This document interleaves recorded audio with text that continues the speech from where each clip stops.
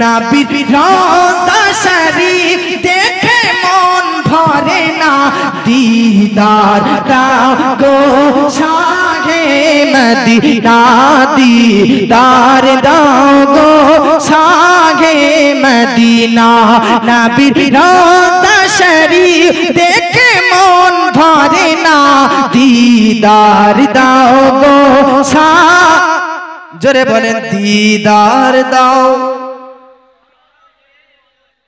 दीदार दाओ गो शाहे मदीना नबीर रौज़ा शरीफ देखे मन भरे ना दीदार दाओ गो शाहे मदीना दीदार दाओ गो शाहे मदीना आरशेर मेहमान करेছে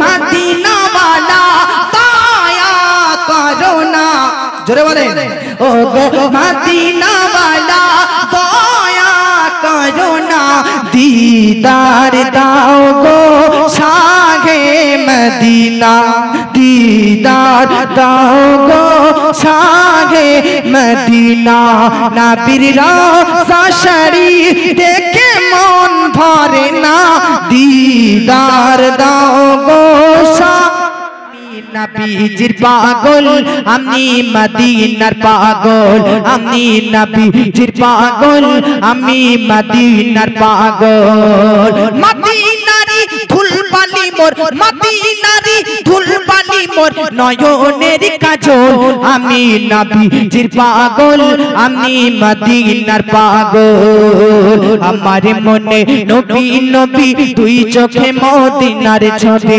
आमार मने नबी नबी दुई चोखे मदीनार छवि आमार मने नबी नबी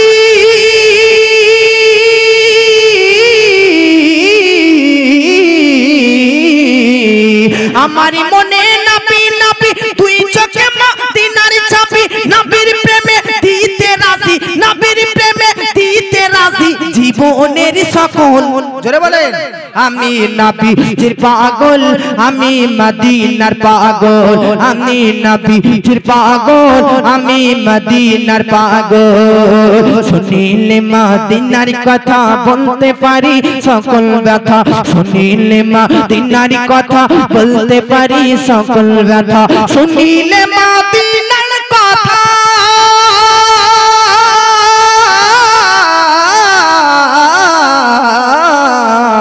सुनिले मदीनार कथा बोलते पारी सकल व्यथा बुकेर भीतर भेसे उठे बुकेर भीतर भेसे उठे बुकेर भीतर भेसे उठे बुकेर भीतर भेसे उठे बुकेर भीतर भेसे उठे मन आनंदेर ढल आमी नबीजिर पागल आमी मदीनार पागल आमी नबीजिर पागल आमी मदीनार पागल जोरे बोलेन अच्छा তাহলে নবীর চাইতে আর কেউ কোনো জ্ঞানী আছে এই জোরে বলেন আপনাদেরকে একটা সময় কথা বলতে হবে আছে নেই আমার নবী এত বড় জ্ঞানী শিক্ষিত হওয়ার পরেও আরবের কাফেররা নবীকে বলতেছে পাগল কি বলতেছে মেন্টাল মস্তিষ্কের বিকৃতিহীন দুর্বল মাইন্ড নবীর বুদ্ধি শুদ্ধি নাই নবীর জ্ঞান নেই আচ্ছা বলেন তো আপনাকে ইন্টারনেট খুলে দেখাতে পারি এখনো বাংলাদেশের কিছু টুপি পাঞ্জাবি পরে দিত মৌলভী নামের মুখোশ পরে স্টেজে এসে নবীকে নিরক্ষর বলে কি বলে না বলে কি বলে না এজোরে বলেন বলে কি বলে না নবীকে আনএডুকেটেড নবীকে অশিক্ষিত নবীকে মূর্খ বলেছে কি বলেনি তাহলে আপনারা বুঝেই নিন আজ থেকে 1400 বছর আগে যেমন বেধর্মী কাফের আবু লাহাব আবু জেহেল এরা নবীকে মেন্টাল নিরক্ষর আনএডুকেটেড মূর্খ বলতো পাগল বলতো আজকে সেম একই রকম ভাবে এরাও আজকে মুআজ্জাজ নবীকে নিরক্ষর মূর্খ অশিক্ষিত বলতেছে। জাস্ট পার্থক্য এতটুকুই, ওদের মাথাতে পায়ে শরীরে টুপি পাঞ্জাবি ছিল না, আর এদের শরীরে মাথাতে টুপি পাঞ্জাবি আছে। তবে মনে রাখবেন মুআজ্জাজ সামাইনে কেরাম, এখন বর্তমান যুগেও যারা নবীকে নিরক্ষর মূর্খ অশিক্ষিত আনএডুকেটেড পারসন বলবে, মনে রাখবেন এদের বংশসূত্র, এদের বংশের বাপ দাদারা হচ্ছে আবু জেহেলের কাছে জয়েন হয়ে আছে। জোরে বলেন। যারা আবু জেহেলের লোক হবে তারাই নবীকে নিরক্ষর বলবে, যারা আবু লাহাবের লোক হবে তারাই নবীকে অশিক্ষিত বলবে, যারা আরবের বেধর্মী কাফেরদের সঙ্গে যাদের যুক্ত কানেকশন সম্পর্ক লিংক থাকবে তারাই তো নবীকে অশিক্ষিত বলবে। কিন্তু সুন্নিদের কানেকশন কোনো কাফিরদের সঙ্গে নয়, সুন্নিদের কানেকশন আবু বকর সিদ্দিকের সঙ্গে রয়েছে, সুন্নিদের কানেকশন উমর ফারুকের সঙ্গে রয়েছে, সুন্নিদের কানেকশন হযরতে উসমান গনির সঙ্গে রয়েছে, সুন্নিদের কানেকশন শেরে খোদা মুশকিল কুশা হায়দারে কাররার হযরত আলী গুল মুর্তদা রাদিয়াল্লাহু আজমাইনদের সঙ্গে রয়েছে। আর ইনারা প্রত্যেককেই নবীকে পৃথিবীর সর্বশ্রেষ্ঠ জ্ঞানী বলে দাবি করে দিয়েছে। জোরে বলেন। আপনি নিজেই বুঝে নেন আমি সুন্নি কেন, কারণ সুন্নিদের কানেকশন কাফিরদের সঙ্গে নয়, সুন্নিদের কানেকশন সাহাবীদের সঙ্গে রয়েছে। জোরে বলেন। সাহাবীদের সঙ্গে আছে কি না? আছে। আপ দেখুন এ বেধর্মীরা যখন নবীকে পাগল, মেন্টাল, অশিক্ষিত, মূর্খ, আনএডুকেটেড বলতে আরম্ভ করলো, তখন আপনাকে আমি প্রথমে বলেছি নবীর বিপক্ষে, নবীর সম্পর্কে, নবীর বিরুদ্ধে কেউ অ্যাকশন নিলে উত্তর কে দিত? এই জোরে বলেন, উত্তর কে দিত? এ জগৎবাসী, আমার আপনার নবীজি সাল্লাল্লাহু তাআলা আলাইহি ওয়াসাল্লামকে যখন আরবের কাফিররা, আরবের বেধর্মীরা, আরবের মুশরিক মুনাফিকরা, আবু জেহেল, আবু লাহাব, উতবা, উদাইবরা, আজকে ওয়ালিদ ইবনে মুগীরা, এরা যখন বেরাদার নবীকে মেন্টাল বলতে লাগে, নবীকে পাগল বলতে লাগে, নবীকে মস্তিষ্কের বিকৃতিহীন বলতে লাগে, নবীকে বুদ্ধি দুর্বল বলতে লাগে, তখন আল্লাহ পাক কুরআনের মধ্যে একটা সূরার মধ্যে, সেই সূরাটির নাম সূরা আল কলাম, আল্লাহ পাক বলতেছেন নুন ওয়াল কলাম, আল্লাহ বলতেছেন আমি কলমের শপথ করে বলতেছি। জোরে বলেন। আমরা দেখবেন চুরি যদি কেউ না করে তাহলে বলে কি বলে না, আল্লাহর কসম করে বলতেছি আমি চুরি করিয়ে নি, বলে কি বলে না? কোন মানুষ কোন জিনিসকে সত্যতা প্রমাণ করার জন্য কসম করে, শপথ করে। বেরাদার, যেমন আপনি কোন জিনিসকে সত্য প্রমাণ করার জন্য, কোন বিষয়কে শক্তিশালী করার জন্য, কোন সাবজেক্টকে আপনি মজবুত করার জন্য, সাবজেক্ট বিষয়টি যেন হার্ড হয়ে যায়, শক্তিশালী হয়, তার জন্য তার পক্ষে আল্লাহর শপথ করে থাকেন। আমার আল্লাহ পাকও যেমন বান্দারা শপথ খাচ্ছে আল্লাহর, তেমন আল্লাহ শপথ খাচ্ছে কলমের। মনে রাখবেন বেরাদার, কোন কলম? ওই কলম, যে কলম কি আপনার মা বোনরা, যে কলম আপনার ছেলেমেয়েরা স্কুলে পড়ালেখা করে আর লেখালেখি করে খাতাতে, বইয়ে বুকসে, না না না, ওই কলমের আল্লাহ শপথ করেননি। তাহলে কোন কলমের আল্লাহ শপথ করতেছেন? কুরআন বলতেছেন নুন ওয়াল কলাম ওয়া মা ইয়াসতুরুন, ওই কলমের শপথ করে বলতেছি যে কলম দ্বারা পৃথিবীর শুরু থেকে শেষ পর্যন্ত প্রত্যেকটি মানুষের ভাগ্যকে সৃষ্টি জগৎ তৈরি করার 50,000 বছর আগে আল্লাহ লাউহে মাহফুজে যেই কলম দ্বারা লিখেছিলেন ওই কলমের শপথ করে বলতেছি। এ মুসলমান মুআজ্জাজ সামাইনে কেরাম, মনে রাখবেন পৃথিবী তৈরি হয়নি, দুনিয়া তৈরি হয়নি, আপনার ভাগ্য, আপনার তাকদীর আল্লাহ পাক 50,000 বছর আগে বেরাদার আপনার ভাগ্যকে লাউহে কলমের মধ্যে আল্লাহ পাক লিখে রেখে দিয়েছেন। যে কলম দ্বারা লিখেছেন ওই কলমের শপথ করে আল্লাহ পাক বলতেছেন মা আনতা বিনিমাতি রাব্বিকা বিমাজনুন। ও গো নবী, আপনি আল্লাহর প্রদানকৃত ক্ষমতাতে অত্যন্ত মেধাবী, অত্যন্ত শিক্ষিত, অত্যন্ত পাওয়ারফুল, অত্যন্ত জ্ঞানী, আপনি পাগল নয়, পাগল নয়, পাগল নয়, মেন্টাল নয়। জোরে বলেন বাজি। তাহলে দেখলেন বেরাদার, নবীর বিপক্ষে, নবীর বিরুদ্ধে, নবীর সম্পর্কে কেউ কটূক্তি করলে উত্তর কে দিত? এক বাক্যে বলেন, উত্তর কে দিত? জোরে বলেন, কে দিত? আল্লাহ দিত। এবার জানেন বেরাদার, আমার নবীর ব্যাপারে আর একটা কাফেররা মুআজ্জাজ ভুলভাল কথা ছড়াচ্ছে। কি নবীর শিক্ষককে, নবীর শিক্ষক কি জিবরিল আলাইহিস সালাম, নবীর শিক্ষককে। এবার যদি বেরাদার আমি আপনাদের সম্মুখে বক্তব্য রাখতেছি, এই যে হযরত বক্তব্য রেখেছেন আমার পূর্বে, হযরত বক্তব্য রেখেছেন আমার পূর্বে, আমার আগে আমার পরে অনেকজন বক্তা এসেছেন, আসবেন, অনেকজন বেরাদার বক্তব্য রাখতেছেন। আপনাদের স্কুল কলেজ প্রাইভেটে অনেক শিক্ষক রয়েছে, অনেক জ্ঞানী গুণী শিক্ষিত এডুকেটেড ব্যক্তিরা রয়েছে। এদের প্রত্যেককে যদি জিজ্ঞাসা করি, বলেন তো ভাই আপনি কোথায় লেখাপড়া করেছেন, আপনার শিক্ষককে, তো সবাই তার শিক্ষক আর তার বিদ্যালয়ের নাম বলবে কি বলবে না? জোরে বলে বলবে। প্রত্যেকটি আজকে জ্ঞানীর একজন জ্ঞানদাতা আছে, প্রত্যেকটি ছাত্রর শিক্ষক আছে, প্রত্যেকটি স্টুডেন্টের আজকে টিচার আছে। বাহারে মুস্তাফা আমার নবী পৃথিবীর কোন বিদ্যালয়ে, কোন স্কুলে, কোন প্রাইভেটে, কোন টিউশনে, কোন কলেজে কোন শিক্ষকের কাছে পড়েননি। জোরে বলে সুবহানাল্লাহ। কোন স্কুলে কলেজে প্রাইভেটে পড়েন? এই জোরে বলেন পড়েছেন? পড়েননি। এই জন্য আরবের কাফেররা বলতেছে নবী পড়ালেখা যদি কোনো স্কুলে না করলো, কোনো কলেজে, কোনো টিউশনে, কোনো প্রাইভেটে কারো কাছে না করলো, তাহলে নবীর শিক্ষক কে? নবীর শিক্ষক কি শয়তান? তখন আল্লাহ পাক বলতেছেন না বান্দা, আর রহমান, শয়তান নয়, নবীর শিক্ষক আর রহমান আল্লাহ। জোরে বলে নবীর কি শিক্ষক শয়তান? তখন আল্লাহ বলতেছে কি আর, জোরে বলেন কি বললে আল্লাহ? আর রহমান আল্লামাল কুরআন, আমি আল্লাহ রহমান, আমি পবিত্র কোরআনের সমস্ত জ্ঞান বিদ্যা ও বিধি বিধান আমার নবীকে শিখিয়েছি। জোরে বলে তাহলে আমার নবীর শিক্ষক কে? আল্লাহ তাআলা। নবীর বিরুদ্ধে যখন কুটুক্তিকারীরা কুটুক্তি করলো, উত্তর কে দিল? জোরে বলেন। এই জন্য আমার নবী কোন জিনিস নিজে থেকে তৈরি করে, নিজে থেকে বানিয়ে বলেননি, এটার ব্যাপারেও দলিল দেন। আল্লাহ পাক 27 নম্বর পারা সূরা আন-নাজমের মধ্যে বলতেছে, ওয়ামা ইয়ানতিকু আনিল হাওয়া ইন হুয়া ইল্লা ওয়াহয়ু ইউহা। ও জগৎবাসী, নবী যেটা তোমাদেরকে বলে এটা আল্লাহর পক্ষ থেকে নবীর প্রতি ওহী হয়, ওই ওহীর দ্বারাতে, ওহীর মাধ্যমে তোমাদের মধ্যে প্রত্যাবর্তন করেন। জোরে বলেন। তাহলে নবী মুস্তাফা আমাদেরকে যা কিছু বলেন নিজের তরফ থেকে বানিয়ে বলেন আল্লাহর পক্ষ থেকে? এই জোরে বলেন আল্লাহর পক্ষ থেকে না বানিয়ে বলে? আল্লাহর পক্ষ থেকে বলে।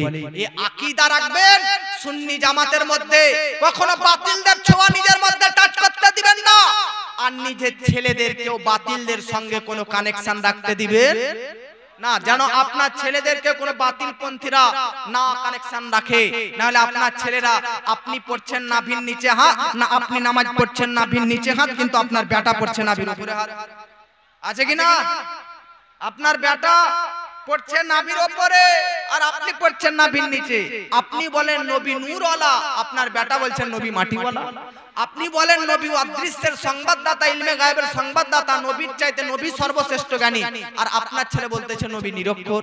আপনি জানেন যে নবী হচ্ছে অসংখ্য ক্ষমতার মালিক, আর আপনার ছেলে বলতেছে নবীর কোনো পাওয়ার ক্ষমতা নেই। আপনার আকীদা, আপনার ধারণা নবী কবরের মধ্যে সশরীরে জীবিত, আপনার আকীদা এটা, আর আপনার ছেলে বলতেছে নবী মৃত। তাহলে মুআজ্জাজ সামাইনে কেরাম, বাপ আর বেটার মধ্যে এরকম তফাৎ হয়ে যাচ্ছে, পার্থক্য হয়ে যাচ্ছে।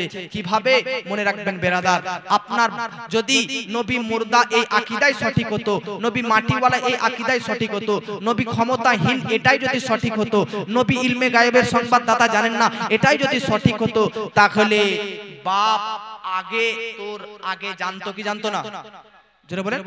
আমাদের পূর্বপুরুষরা মাজারকে মেনে এসেছেন, আমাদের পূর্বপুরুষরা আল্লাহর ওলিদেরকে মান্য করে এসেছেন, আমাদের পূর্বপুরুষরা নবীর প্রতি এমন ইশক মহব্বত ভালোবাসা রেখে এসেছেন। কিন্তু আজকে এই ডিজিটাল যুগে ইন্টারনেট উঠে মোবাইলে বিভিন্ন আলেম ওলেমাদের বক্তব্য শুনে মানুষরা ঈমান হারিয়ে দিচ্ছে। কথা ঠিক কিনা? জোরে বলেন কথা ঠিক কিনা? এই জন্য মনে রাখবেন, আপনি আমি আমরা সবাই হচ্ছে সুন্নি, অর্থাৎ আহলুস সুন্নাত ওয়াল জামাত। কোরআনের মধ্যে আল্লাহ পাক বলতেছেন তাবিয়াতু উজুহুন ওয়া তাসওয়াদু উজুহুন। আল্লাহ বলতেছে কোরআনের মধ্যে তাবিয়াতু উজুহুন ওয়া তাসওয়াদু উজুহুন।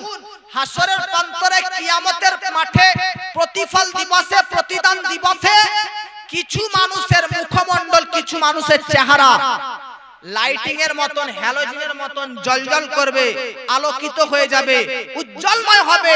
আর কিছু মানুষের চেহারা, কিছু মানুষের আজকে ফেস, কিছু মানুষের মুখমণ্ডল আজকে হাসরের ময়দানে কালো হয়ে থাকবে।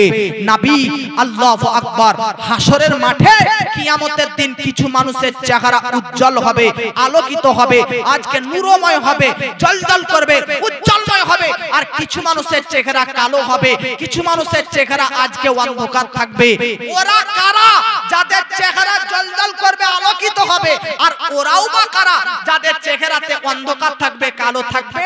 তো এই আয়াতের তাফসিরে ইবনে কাসির মধ্যে আল্লামা ইবনে কাসির তিনি লিখতেছেন, তাবিয়াতু উজুহুন আই আহলি সুন্নাহ, অর্থাৎ যাদের চেহারা হাসরের প্রান্তরে উজ্জ্বলময়, জলজল হ্যালোজেনের মতন, লাইটিং এর মতন জ্বলতে থাকবে, তারা প্রত্যেককেই আহলুস সুন্নাত ওয়াল জামাত তথা সুন্নি দলের মানুষ হয়ে থাকবে। সুবহানাল্লাহ, সুবহানাল্লাহ।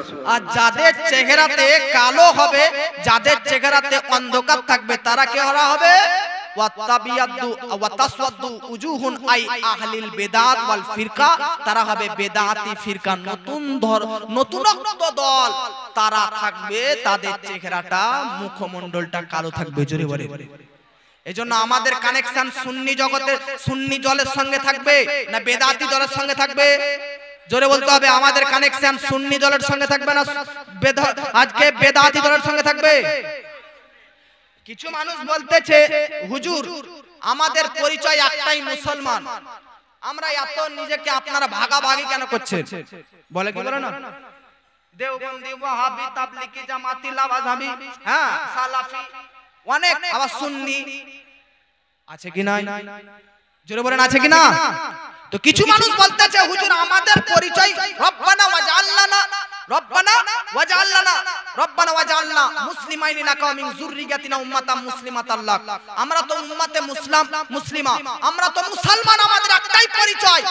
আমাদের মধ্যে এত ভেদাভেদ কেন, এত দলাদল কেন, এত গ্রুপবাজি কেন? তো আমি বলবো, এই কোশ্চেন আমাকে করিয়েন না, আমার নবীকে করুন। কারণ ভেদাভেদের কথা, গ্রুপবাজির কথা, দলাদলির কথা এটা আমি বানিয়ে আপনাদেরকে বলতেছি না। 1400 বছর আগে নবী বলে দিয়েছেন, আমার উম্মতের মধ্যে 73টি দল হবে, কুল্লুহুম ফিন্নার, সব দল যাবে জাহান্নামে, ইল্লা মিল্লাতান ওয়াহিদা, একটা দল যাবে জান্নাতে। তাকে নবীকে জিজ্ঞাসা করা হলো, ও দল কারা যে দলটা জান্নাতে যাবে? নবী বলতেছে, মা আনা আলাইহি ওয়া আসহাবি, যে দলটা আমি নবী এবং আমার সাহাবায়ে কেরামের মত পথকে ফলো করে চলবে, তারাই জান্নাতি হয়ে যাবে। সুবহানাল্লাহ, সুবহানাল্লাহ। দল নবী বলে গিয়েছেন, নবী বলে গিয়েছেন 73টা দল হবে মুসলমানের মধ্যে। কিসের মধ্যে বললাম? মুসলমানের মধ্যে। এই দুনিয়াতে হিন্দু বলে একটা ধর্ম আছে কিনা? জোরে বলে। আছে, আছে। জৈন বলে ধর্ম আছে কিনা? শিখ বলে ধর্ম আছে কিনা? আছে। খ্রিস্টান বলে ধর্ম আছে কিনা? ইহুদি, জিউস আছে, আছে।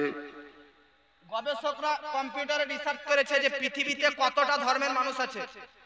তো বলতেছে 4300টা ধর্মের মানুষ পুরো পৃথিবীতে বাস করতেছে। কতটা ধর্মের মানুষ? 4300 ধর্মের মানুষ। নবী এটা বলেননি সব মানুষের মধ্যে 73টা দল হবে, না না না। 4300টা ধর্মের মধ্যে একটা ধর্ম, তার নাম হচ্ছে ইসলাম। ওই ইসলাম ধর্মেরই মধ্যে 73টা দল হবে। জোরে বলেন। তাহলে মুসলমানের মধ্যে 73টা দল, একটা জান্নাতি, বাকি 72টা জাহান্নামী। তাহলে ভাই 72 দল যারা জাহান্নামে যাবে তারা হিন্দু নয় যে পূজা করবে। 72 দল যারা জাহান্নামে যাবে তারা খ্রিস্টান নয় যে ঈসা নবীকে ফলো করবে। 72 দল যারা জান্নাতে যাবে তারা বেরাদার ঈসাই নয় যে হযরত ঈসা আলাইহিস সালামকে মান্য করবে। 72 দল যারা জাহান্নামে যাবে তারা কোন শিখ অথর্ব জর্জ নয় যে তারা মুআজ্জাজ সামাইনে কেরাম অন্যান্য দেব দেবী সূর্য পূজা করবে, মূর্তি পূজা করবে, চন্দ্র পূজা করবে, তারা পূজা করবে, না না।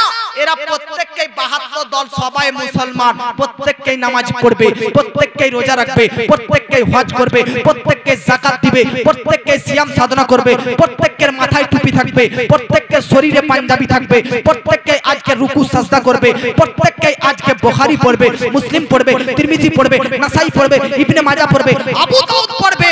নবী বলতেছে মাথায় টুপি, শরীরে পাঞ্জাবি, তাদের শরীরে পায়জামা। আজকে তারা বুখারী, মুসলিম, তিরমিজি, আবু দাউদ, নাসাই এমনকি কোরআনও পাঠ করবে, নামাজও পড়বে, হজও করবে, যাকাতও দিবে, সিয়ামও করবে, তবুও এরা সবাই জাহান্নামে চলে যাবে। জোরে বলেন, সব কিছু করার পরেও জাহান্নামী গো। বলবেন কেন? তার কারণ কি? তার কারণ শুনে নিন জগৎবাসী। নামাজ পড়ার নাম পূর্ণ ঈমান নয়, হজ করার নাম পূর্ণ ঈমান নয়, যাকাত দেওয়ার নাম পূর্ণ ঈমান নয়, সিয়াম সাধনা রোজা রাখার নাম পূর্ণ ঈমান নয়, টুপি পাঞ্জাবি দাড়ি রাখার নাম পূর্ণ ঈমান নয়। 5 লাখ হাদিসের হাফিজ ইমাম বুখারী রাহমাতুল্লাহ আলাইহি, তিনাকে জিজ্ঞাসা করা হয় ঈমান কার নাম? তিনি বলতেছে আল হুব্বু রাসূলু মিনাল ইলাহ, আল হুব্বু রাসূলু মিনাল ঈমান। নবীর ভালোবাসারই নাম হচ্ছে ঈমানের পরিপূর্ণতা। জোরে বলেন, শুধু ইমাম বুখারী নয়, 1400 বছর আগে আমার আপনার নবী বলে দিয়েছেন, বুখারী সহ আর অন্যান্য বহু কিতাবে হাদিসটা লিপিবদ্ধ রয়েছে। নবী বলতেছে লা ইকমিনু আহাদুকুম হাত্তা আকুনা আহাব্বা ইলাইহি মি ওয়ালিদিহি ওয়া ওয়ালাদিহি ওয়ান নাসি আজমাইন। আমি নবী তোমাদের কাছে তোমাদের পিতা মাতা, স্বজন, আত্মীয় স্বজন, ফ্যামিলি, পরিবার, প্রতিবেশী, এলাকা, গ্রামবাসী সব কিছু থেকে যতক্ষণ না পর্যন্ত আমি নবী তোমাদের কাছে আপন না হব, ততক্ষণ পর্যন্ত তোমরা কেউ পূর্ণ ঈমানদার মুসলমান হতে পারবে না। জোরে বলেন। তাহলে পূর্ণ ঈমানদার একটা হচ্ছে মুসলমান আর একটা হচ্ছে মুমিন। কি বললাম? দুটো নাম শুনেছেন কিনা? একটা মুমিন আর একটার নাম কি? মুসলমান। একটা মুমিন আর একটা মুসলমান। মুমিন আর মুসলমান এক জিনিস নয়, আপনারা ভুলভ্রান্তির মধ্যে থাকবেন না। মুমিন আর মুসলমান এক জিনিস। মুমিন আলাদা, মুসলমান আলাদা। আপনি বহু কিতাব সার্চ করুন, তার মধ্যে একটা কিতাব মুআত্তায়ে ইমাম মালিক রাহমাতুল্লাহ আলাইহি, এই কিতাবটা সার্চ করুন, বা আর অন্যান্য অনেক কিতাবে লিপিবদ্ধ রয়েছে। এই হাদিসটাকে হাদিসে জিবরিল বলা হয়। হযরতে জিবরিল আলাইহিস সালাম মানবের আকৃতিতে, মানুষের বেশে আমার নবীর কাছে শিক্ষা নিতে এসেছেন। কিনতে এসেছেন? জোরে বলেন। শিক্ষা নিতে। জিবরিল আমিন ফারিস্তাদের লিডার, ফারিস্তাদের মধ্যে হেড অফ দা ডিপার্টমেন্ট, উনি নবীর কাছে মানুষের আকৃতিতে আসছেন। বহু বড় হাদিস রয়েছে, আমি অত লম্বা চড়া যাচ্ছি না, যেটা বোঝানো সেটা বলতেছি। নবীকে বলতেছে, নবী গো, ইসলাম কি আর ঈমান কি, মুমিন কাকে বলে আর মুসলমান কাকে বলে, এটার সঙ্গে ডেফিনিশন আমাদেরকে বলে দিন। নবী বলতেছে, শুনো, মুসলমান কার নাম? বলতেছে মুসলমান কার নাম তুকিমুস সালাহ ওয়া তুতিজ যাকাত ওয়া তাহাজ্জুল বাইতা ওয়া তাসুমা রমাদান।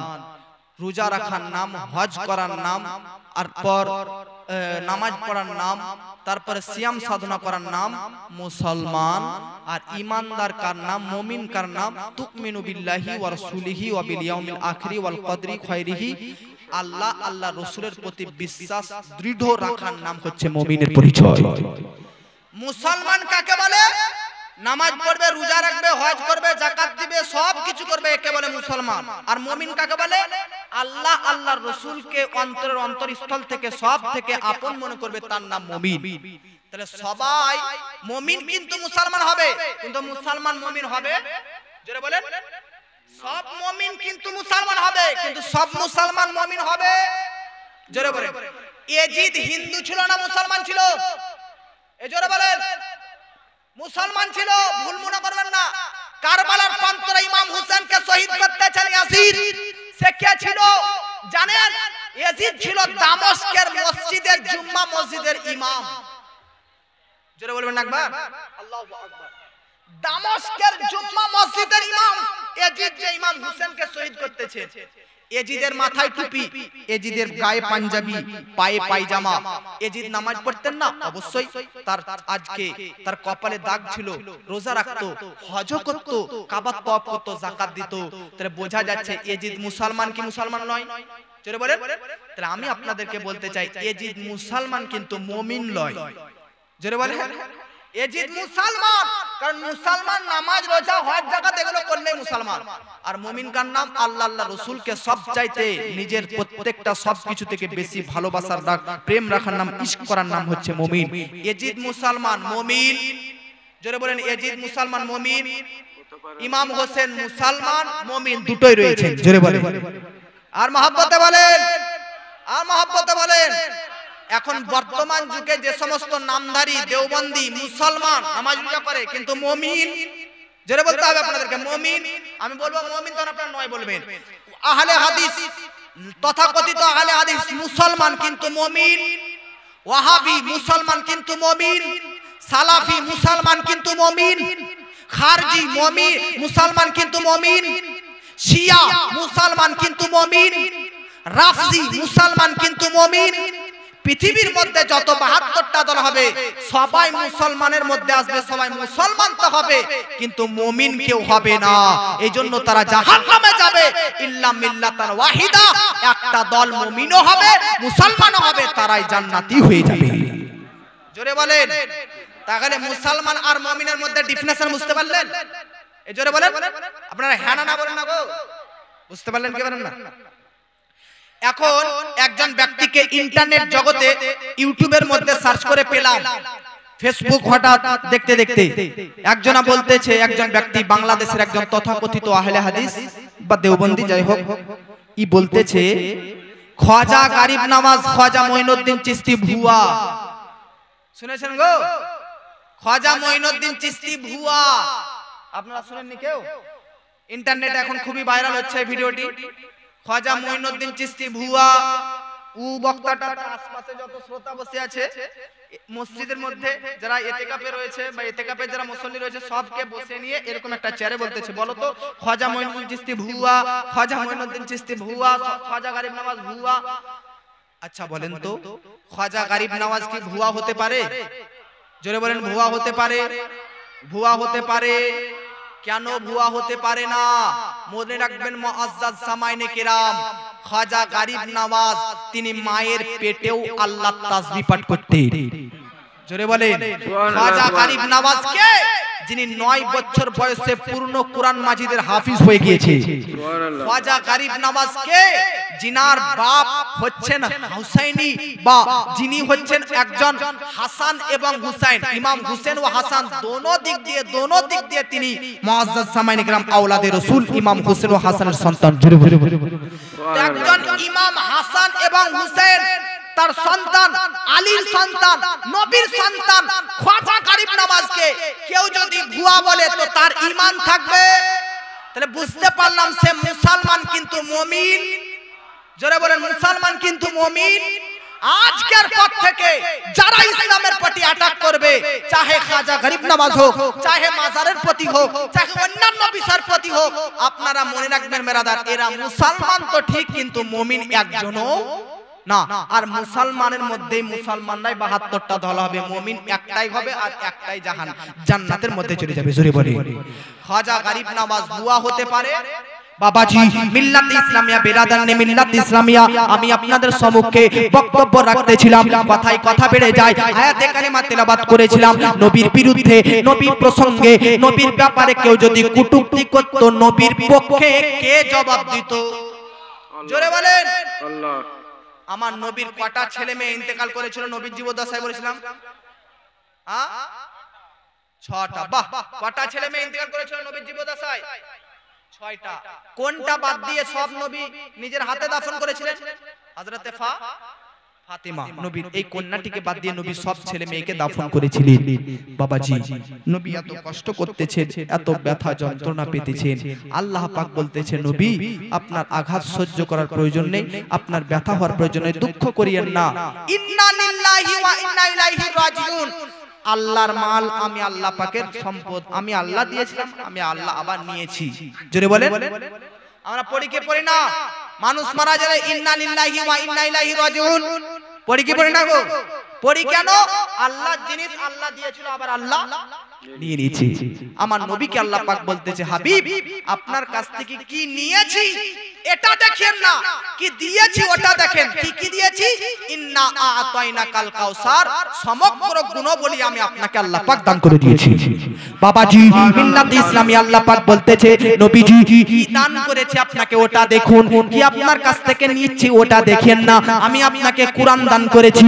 পৃথিবীর মধ্যে বেরাদান মিল্লাত ইসলামিয়া আল্লাহর পক্ষ থেকে আসমান থেকে টোটাল 104টি কিতাব অবতীর্ণ হয়েছে, 104টি কিতাব নাজির হয়েছে, 104টি কিতাব পৃথিবীর মধ্যে এসেছে।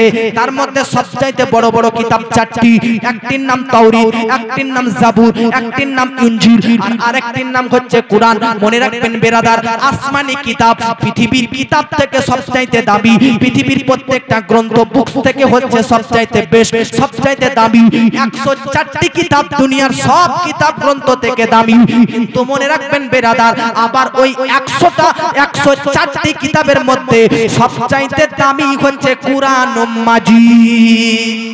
দুনিয়াতে আছে যত মধু আর চিনি, সব থেকে বেশি মিঠা কুরআনের বাণী। দুনিয়াতে আছে যত মধু আর চিনি, সব থেকে বেশি মিঠা কুরআনের বাণী। শোনো না ও গো মা বোনেরা, শোনো না ও গো মুমিন মুমিনা, এ কুরআন সব কিতাবের শিরোমণি। দুনিয়াতে আছে যত মধু আর চিনি, সব থেকে বেশি মিঠা কুরআনের বাণী। জোরে বলেন। জিবরিল বলে মোর দিল বলে যায়, কোরআনের ঝিলমিল আলো শোভা পায়। জিবরিল বলে মোর দিল বলে যায়, কোরআনের ঝিলমিল আলো শোভা পায়। আরশ ফারশি তলে কোরআনের সুর তোলে, আরশ ফারশি তলে কোরআনের সুর তোলে। কোরআনের মজা তাজা সব থেকে জানি। দুনিয়াতে আছে যত মধু আর চিনি, সব থেকে বেশি মিঠা কুরআনের। দুনিয়াতে আছে যত মধু আর চিনি, সব থেকে বেশি মিঠা কুরআনের। আপনারা কি চাইছেন যে গজল, আপনারা কি চাইছেন যে ওয়াজ শেষ করে দেব? না বক্তাকে ডাকবে, ফোন করে দিলে চলে আসবে? আসবে কি? আপনাদেরকে মনে হচ্ছে আমি বিরক্ত করে দিচ্ছি বেশি নাকি? তাহলে একবার হাত উঠিয়ে বলুন সুবহানাল্লাহ, আর একবার হাত উঠিয়ে বলুন আল্লাহু আকবার, মহব্বতে বলেন ইয়া রাসূলুল্লাহ, আর একবার হাত উঠিয়ে বলুন সুবহানাল্লাহ। দুনিয়াতে আছে যত মধু আর চিনি, সব থেকে বেশি মিঠা কুরআনের বাণী। বাবাজি আপনারা এই রমাদান মাসের মধ্যে রয়েছেন, রমাদান মাস আমাদের মধ্যে রয়েছে। জানেন আজকের রাতটা কি রাত? 26 দিবাগত রাত। 26 আজকের রাত হচ্ছে 26 দিবাগত রাত। হতে পারে শবে কদরের রাত, হতে পারে শবে কদরের রাত। কারণ শবে কদর, কদরের রাত্রি আমার নবী কনফার্ম বলে যাননি যে 26 দিবাগত রাত 27 রাত্রিটাতে যে শবে কদর থাকবে, এমনটা নবী বলেন। জোরে বলেন বলেন।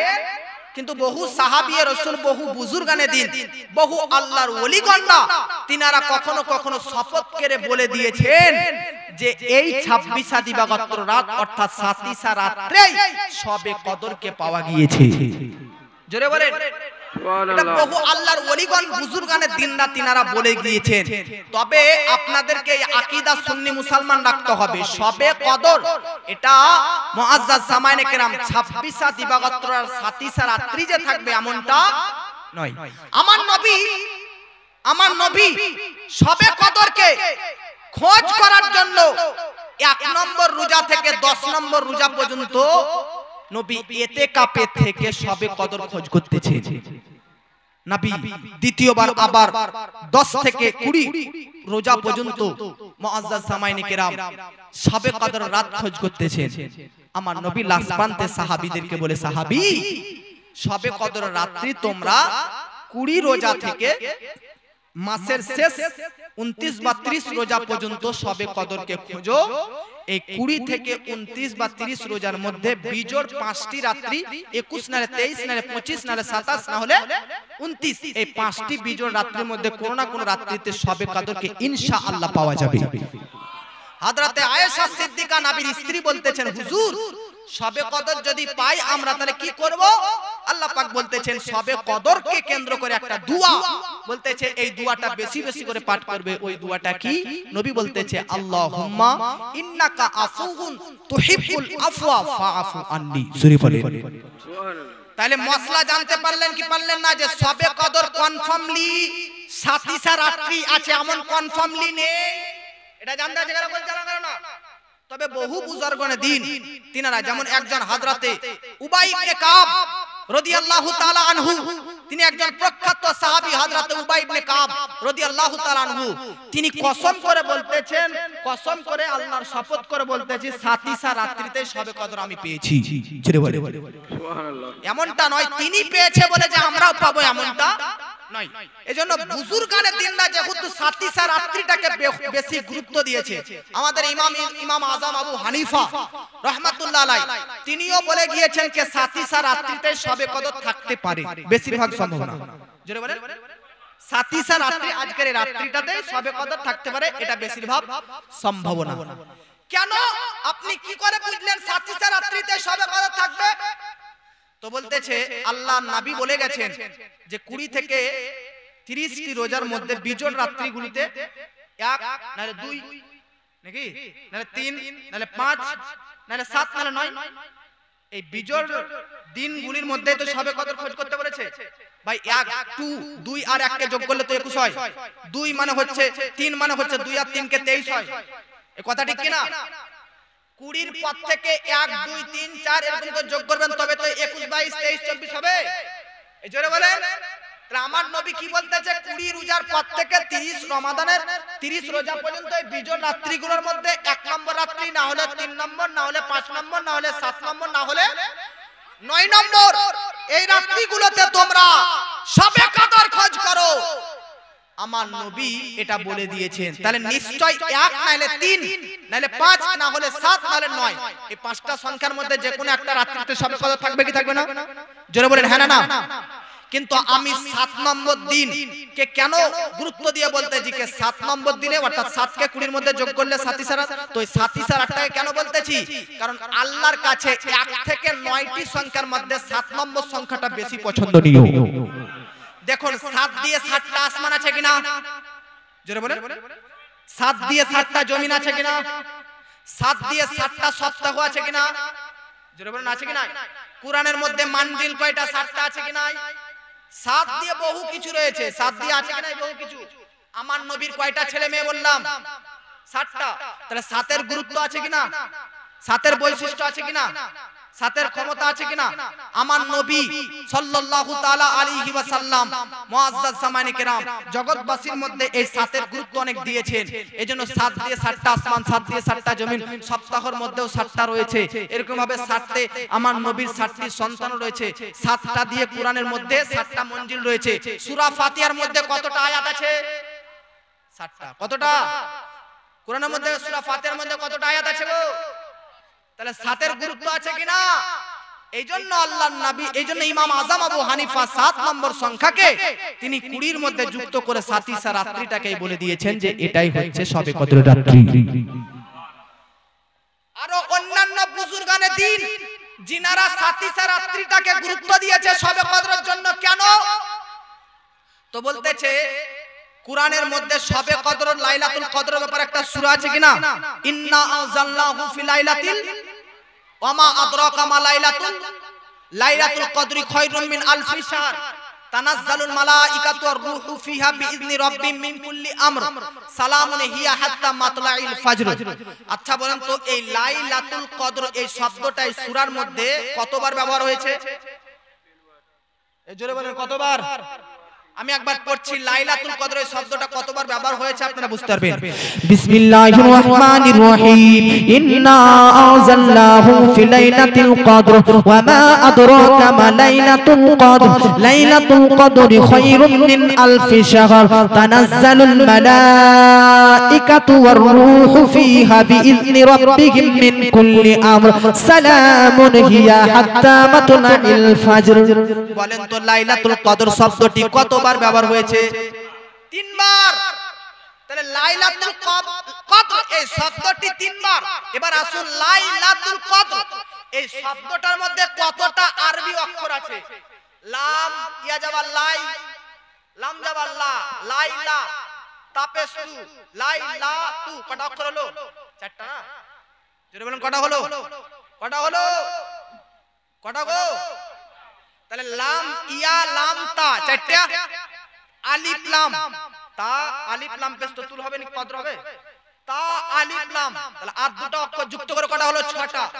লাম ইয়া লাম তা আলিফ লাম নাকি হযরত? কটা হলো? ছটা। তাহলে ছটা, আর কফ দাল র মিলে কদর, লাইলাতুল কদর মিলে হলো 9টা অক্ষর। তাহলে তিনবার লাইলাতুল কদর এই শব্দটা উচ্চারণ হয়েছে, আর শব্দটার মধ্যে 9টা অক্ষর। 3 9 কত হয়? এই জন্য সাথী রাত্রি সাবে কদরের জন্য পেশ।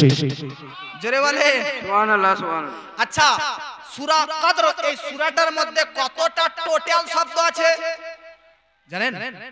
টোটাল কতটা শব্দ আছে? ইন্না আনজালনা লাইলা, এরকম করে কতটা কোরআনের মধ্যে এই সূরাটার মধ্যে শব্দ আছে? মনে রাখবেন 30টি শব্দ। কয়টা শব্দ? 30টি শব্দ। 27 নম্বরে যে শব্দটা পড়ে ওই শব্দটা হচ্ছে হিয়া। হিয়া আরবিতে হিয়া মানে হচ্ছে ওই। ওই ওই বলতে কাদেরকে? ওই বলতে কি বোঝানো হয়েছে? ওই বলতে, হিয়া বলতে, ওই বলতে লাইলাতুল কদর এই রাত্রিটাকে বোঝানো হয়েছে। জোরে বলেন। তাহলে এই হিয়া 27 নম্বর শব্দ, আর 27 নম্বরের শব্দটা ওই বলে লাইলাতুল কদরটাকে ডাকতেছে। এর মানে বোঝা যাচ্ছে সাতিসা রাত্রিটাতে সবে কদর পাওয়া যাচ্ছে। জোরে বলেন। তবে আপনারা শুধু মাইন্ডে এটা রাখুন যে আমরা কনফার্মলি বলতে পারবো না যে সবে কদরটা যে 27 রাত্রে আছে এমনটা নয়। তবে আমরা বহু দিক দিয়ে প্রমাণ পাই, গুরুত্ব পাই, এজন্য সাতিসা রাতটাকে গুরুত্ব দিই। তবে আপনারা মুআজ্জাজ সামাইনে কেরাম জানেন কেন আল্লাহর নবী সাতিসা রাত্রিটা বা 21 রাত্রি বা 23 বা 25 বা 29 যে কোনো 5টি বিজয় রাত্রির মধ্যে যে কোনো একটা রাত্রিতে সবে কদরকে কেন নির্ধারণ করলেন না? তো জগৎবাসী ও মুসলমান, নবী এই জন্য নির্ধারণ নির্দিষ্ট কনফার্ম করলেন না। নবী দেখলেন আমার উম্মতরা, আমার উম্মতদেরকে যদি আমি সবে কদরের জন্য একটা রাত ফাইনাল কনফার্ম করে দেই, তাহলে আমার উম্মতরা খুবই চালাক, শুধু ওই রাতটাতেই ইবাদত করবে। কিন্তু আমি কনফার্ম করলাম না, ফাইনাল জানালাম না, তোমরা 5টা রাত্রিতেই ইবাদত করো, তাতে বেশি করে ইবাদত করতে পারবে আর বেশি করে আল্লাহর সান্নিধ্য উপলব্ধি করে নিতে পারবে। রোজা রাখার নাম কি? রোজা মাস আল্লাহ কেন দিয়েছে? আল্লাহ পাক কোরআনের মধ্যে বলতেছে কুতিবা আলাইকুমুস সিয়াম কামা কুতিবা আলাল লাযিনা মিন ক্বাবলিকুম লাআল্লাকুম তাত্তাকুন। হাবিব গো, নবী গো, পূর্ববর্তী নবীরাও রোজা রেখেছে, আপনি আপনার উম্মতরাও রোজা রাখুন। কেন? লাআল্লাকুম তাত্তাকুন, তাতে যেন এরা পরেজগার হতে পারে। পরেজগার তো বলেন তো, পরেজগার হওয়ার জন্য 5টা রাত যদি ইবাদত করি তো বেশি বেটার কিনা? যদি বলেন বেশি বেটার হবে কিনা? একটা রাত্রি যদি নবী কনফার্ম করে দিত সবে কদরের জন্য, তাহলে শুধু ওই রাত্রি ইবাদত করতাম, তাহলে আমাদের একটু ইবাদত কম হয়ে যেত। কিন্তু যদি 5টা রাত্রি ইবাদত করি, তাহলে মুআজ্জাজ সামাইনে কেরাম পরেজগার হওয়ার জন্য বেটার কিনা? মুত্তাকিন হওয়ার জন্য বেটার কিনা? তাহলে আল্লাহ আমাদেরকে রোজা দিয়েছে কেন? তাতে যেন আমরা পরেজগার হতে পারি। কি হতে পারি? এই জোরে বলেন কি হতে পারি? আল্লাহ পাক বলতেছে কুরআনের মধ্যে জানুয়ারি, ফেব্রুয়ারি, মার্চ, এপ্রিল, মে, জুন, জুলাই, আগস্ট, সেপ্টেম্বর, অক্টোবর, নভেম্বর, ডিসেম্বর, বৈশাখ, জ্যৈষ্ঠ, আষাঢ়, শ্রাবণ, ভাদ্র, আশ্বিন, কার্তিক, মাঘ, পৌষ, মাঘ, ফাল্গুন, চৈত, আরবিতে মুহররম, সফর, রবিউল আউয়াল, রবিউল আখির, জুমাদুল উলা, জুমাদুল উখরা, রজব, শাবান, রমজান, শাওয়াল, জিলকাদ, জিলহজ, 12টা করে মাস আরবিতে, ইংরেজিতে, বাংলাতে আছে। কোন মাসের নাম কুরআনের মধ্যে নাই। ওয়ানলি রমজান মাস যে মাসের নাম কুরআনের মধ্যে এসেছে। আল্লাহ পাক কোরআনের মধ্যে শুধু এই মাসটারই নাম উল্লেখ করেছে। দেখুন, শাহরু রমাদান আল্লাযী উনজিলা ফীহিল কুরআন, এই রমজান মাস যে রমাদান মাসে আমি আল্লাহ তাআলার পবিত্র কুরআন অবতীর্ণ করেছি। জোরে বলেন সুবহানাল্লাহ। তাহলে এই মাসটার নাম কি বললাম? এই মাসটার নাম কি? এই জোরে বলেন কি নাম? রমজান মাস। রমজান রুমুজ থেকে তৈরি হয়েছে। রমজান রুমুজ থেকে, রমজান শব্দের অর্থ কি? জ্বালানো বা পুরানো।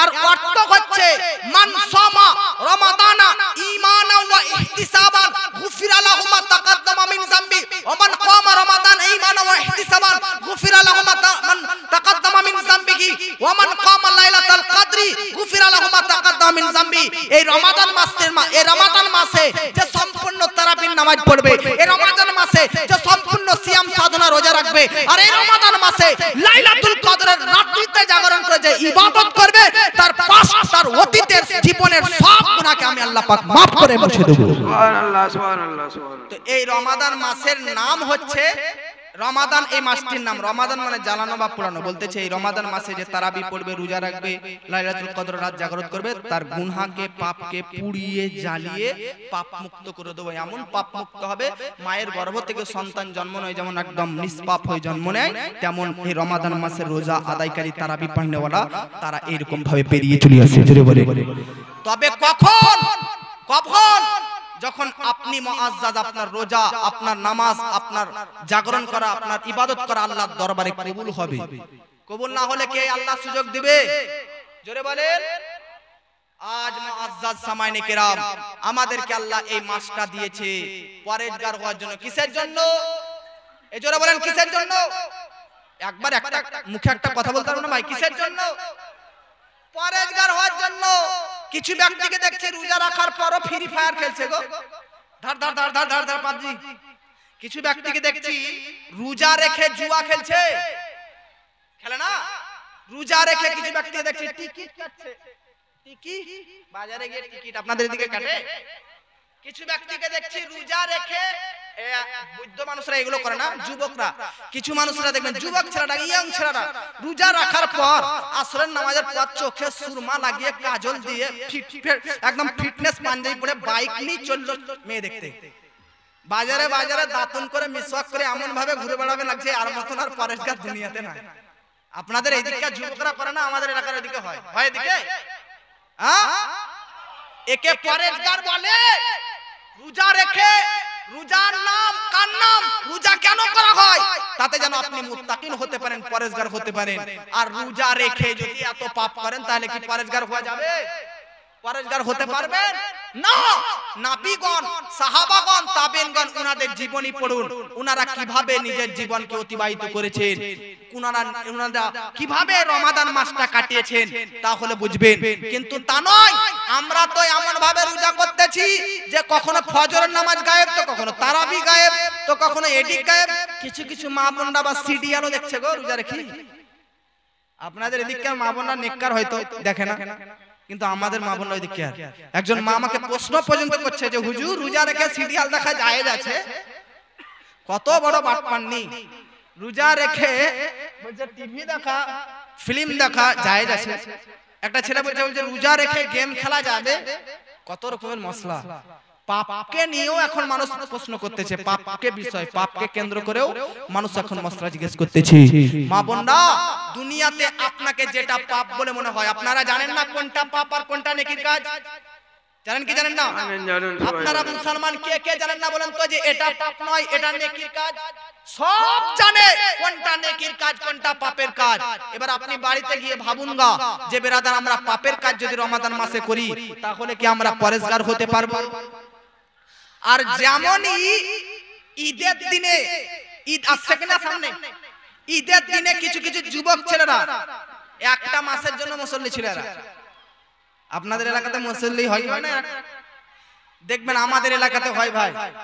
এক মাসের জন্য এরা নামাজ পড়তে এসেছে। 11 মাস জুম্মাতেও পাওয়া যায় না। 11 মাস তো নাই, ফাঁকা। এক মাসের জন্য পাঞ্জাবি টুপি পরিধান করে নামাজ পড়তে এসে কখনো ইমাম সাহেবের পেছনে লাগে, কখনো মুয়াজ্জিনের পেছনে, কখনো বলে এই মসজিদটা নোংরা কেন, এই মসজিদের ফ্যান চলে না কেন, এই মসজিদের অমুক হচ্ছে কেন। এরকম হয় কি হয় না? এক মাসের জন্য এসে মুতাল্লি হয়ে যায় মসজিদে। এক মাসের জন্য এসে মসজিদের সেক্রেটারি, সভাপতি হতে চায়। মুআজ্জাজ সামাইনে কেরাম, এই রমাদান মাসে বহু ব্যক্তিকে আমি দেখেছি একটা মাসের জন্য এসে কত মুসল্লিদেরকে অশ্লীল কথাবার্তা শুনায়, ইমামকে কথা শুনায়, মুয়াজ্জিনকে কথা শুনায়। ইমামকে বলে মসজিদ ঝাড়ু দাও, মুয়াজ্জিনকে বলে মসজিদ ঝাড়ু দাও, মসজিদে কেন নোংরা হয়ে আছে, এরকম ভাবে টার্গেট করতে থাকে। জগৎবাসী মনে রাখবেন, মসজিদকে পরিষ্কার রাখা, মসজিদকে পরিচ্ছন্ন রাখা, মসজিদকে সাফ রাখা, এটা ইমাম মুয়াজ্জিনের শুধু দায়িত্ব নয়, গোটা জগৎ মুসলিমদের দায়িত্ব মসজিদকে পরিচ্ছন্ন পরিষ্কার পরিষ্কার রাখা। নিজের বাড়িকে কত ডিজাইনের আজকে বস্তু কিনে এনে পরিষ্কার করার জন্য আপনি ব্যস্ত হয়ে যান। নিজের বাড়িতে যদি বাচ্চা ছেলে প্রসাব করে দেয়, বারবার মাকে বারবার নিজের বউকে ডাব দিয়ে কথা চিৎকার করে বলেন, আজকে পায়খানাটা মুছে দাও, আজকে পানিটা পেশাবটা মুছে দাও, নোংরাটা ঝেঁটিয়ে দাও, ফেলে দাও, পরিষ্কার পরিচ্ছন্ন রাখুন। মুসলমান নিজের বাড়িকে পরিষ্কার রাখার জন্য আপনার মাথায় টেনশন চেপে যায়, আর মসজিদের গামছাগুলো সব মুছে মুছে এত নোংরা হয়ে যাচ্ছে। মসজিদের সামনে পাশে ভিতরে কত নোংরা আছে, কারো চোখ পড়ে? পড়ে গো আপনাদের এলাকায় কারো চোখ পড়ে না? নিজের বাড়ির কোণাতে যদি একটা পাতা পড়ে থাকে ওটার দিকে চোখ যাবে, কিন্তু হায় আফসোস আপনার এলাকার মসজিদ নোংরা হয়ে থাকছে তো আপনার চোখ যায় না। নিজের ঘরকে গুরুত্ব দিলেন, আল্লাহর ঘরকে গুরুত্ব দিলেন আপনি না। আল্লাহর ঘরকে গুরুত্ব প্রাধান্য দিন। হযরতে আলী রাদিয়াল্লাহু তাআলা আনহুকে জিজ্ঞাসা করা হয়েছিল, আলী তুমি জান্নাতে যেতে চাও না মসজিদে যেতে চাও? তো আলী বলতেছে, আল্লাহ যদি আমার সামনে জান্নাত আর মসজিদকে রেখে দেয় তো আমি মসজিদকে ছেড়ে, এই জান্নাতকে ছেড়ে দিয়ে আমি মসজিদকে যাওয়াটা পছন্দ করে নেব। এজন্য মসজিদে যাওয়াটা পছন্দ করুন আর মসজিদে ঝাড়ু লাগার চেষ্টা করুন। দুনিয়াতে একটা মেয়েকে বিবাহ করতে গেলে দেনমোহর লাগে কি লাগে না? জোরে বলেন, লাগে কি লাগে না? বিয়েতে সর্বনিম্ন দেনমোহর কত? 10 দিরহাম। 10 দিরহাম সমতুল্য 2 ভরি 10 আনা চাঁদি। এই মশলাটা জেনে নেন, বিয়ে করার আগে জেনে নেন। সর্বনিম্ন সবচাইতে কম, আর কমে আর দেওয়া যাবে না স্ত্রীকে দেনমোহর। ওটা কত? ওটা হচ্ছে 10 দিরহাম। আপনাদের বোঝানোর জন্য বললাম 2 ভরি 10 আনা চাঁদি। বাজারের মূল্য 2050 হোক আর 30 হোক আর 20 হোক আর যখনই হোক 2 ভরি 10 আনা চাঁদির দাম জিজ্ঞেস করবেন। 2 ভরি 10 আনা চাঁদির দাম যত টাকা তত টাকাটাই আপনাকে আপনার স্ত্রীকে বিয়ের আগে দেনমোহর হিসাবে দিতে হবে। ও মুসলমান, দুনিয়াতে একটা মেয়েকে কাছে পেতে গেলে তার শরীরকে স্পর্শ করার জন্য তাকে দেনমোহর স্বরূপ টাকা দেন। জান্নাতের মধ্যে জান্নাতি ব্যক্তিদেরকে আল্লাহ হুর দিবে কি দিবে না? সুন্দরী সুন্দরী হুর। তো বলতেছে ওই হুরের কাছে যেতে গেলে, ওই হুরকে স্পর্শ করতে গেলে দুনিয়ার স্ত্রীকে যেমন টাচ করতে গেলে দেনমোহর লাগে, জান্নাতের মধ্যে হুরকে স্পর্শ করলেও দেনমোহর লাগবে। তো জান্নাতের হুরের কাছে যাওয়ার জন্য দেনমোহর কি? জগৎবাসী শুনেন, আপনারা হয়তো কখনো শুনেননি, জান্নাতের হুরের কাছে যাওয়ার জন্য দেনমোহর হচ্ছে মসজিদে ঝাড়ু পরিষ্কার পরিচ্ছন্ন লাগা। জোরে বলেন। যারা জান্নাতি হতে চান, যারা জান্নাতের মধ্যে হুর পেতে চান, তারা আজকের পর থেকে মসজিদে ঝাড়ু লাগা। জোরে বলেন, লাগা। মসজিদে বলেন না, মসজিদ পরিচ্ছন্ন রাখবেন না রাখবেন না? হাত তুলে বলেন তো একবার, কারা কারা মসজিদ পরিষ্কার করবেন না? একবার হাত তোলেন। কারা কারা করবেন একবার হাত তোলেন তো। মাশাআল্লাহ, মসজিদকে পরিষ্কার পরিচ্ছন্ন রাখবেন। এবং মনে রাখবেন আরেকটা মশলা, এটাও জেনে রাখবেন, বহু মসজিদে দেখা যায় ভিতর খুবই সুন্দর পালিশ করা, কিন্তু মসজিদের ছাদটা নোংরা আছে। আছে না নাই? লেলো পড়ে আর পানি পড়ে আর গাছের পাতা পড়ে আর কি বলবো, আর পাখির পায়খানাতে নোংরা থাকে। মনে রাখবেন বিরাদার, মসজিদের ভিতরে যেটা সম্মান, মসজিদের উপরের সেটা সম্মান। মসজিদের উপর ছাদের অংশটাকেই পরিষ্কার রাখতে হবে। কেন? কারণ আপনি মনে করছেন আপনার মসজিদের ছাদ একতলা, এই তো আমার মসজিদের ছাদ, কিন্তু না। মুআজ্জাজ দুররে মুখতার কিতাবের মধ্যে লিপিবদ্ধ রয়েছে, আপনাদেরকে দেখে মনে হচ্ছে মসজিদের ছাদ একতলা, কিন্তু প্রত্যেকটা মসজিদের ছাদ আজ পর্যন্ত লেগে রয়েছে। প্রত্যেকটি মসজিদের ছাদ আজ পর্যন্ত ঠেকে রয়েছে, আর প্রত্যেকটি মসজিদের ভিত তাহতুস সারা পর্যন্ত লেগে রয়েছে। এইজন্য অকারণে যেমন মসজিদের ভিতরেও প্রবেশ করা যাবে না অকারণে, তেমন অকারণে মসজিদের ছাদেও চড়া যাবে। এইজন্য মসজিদের ছাদকেও পরিষ্কার রাখবেন, মসজিদের ভিতরকেও পরিষ্কার রাখবেন। আর যতদূর সম্ভব 10 টাকা যদি থাকে তো 10 টাকা দিয়েও একটা ইট কিনে মসজিদে লাগাবার চেষ্টা করবেন। একটা ইট কিনে মসজিদে সেট করার চেষ্টা করবেন। কেন? একজন ব্যক্তি বলতেছে আমি একাই একটা মসজিদ তৈরি করব।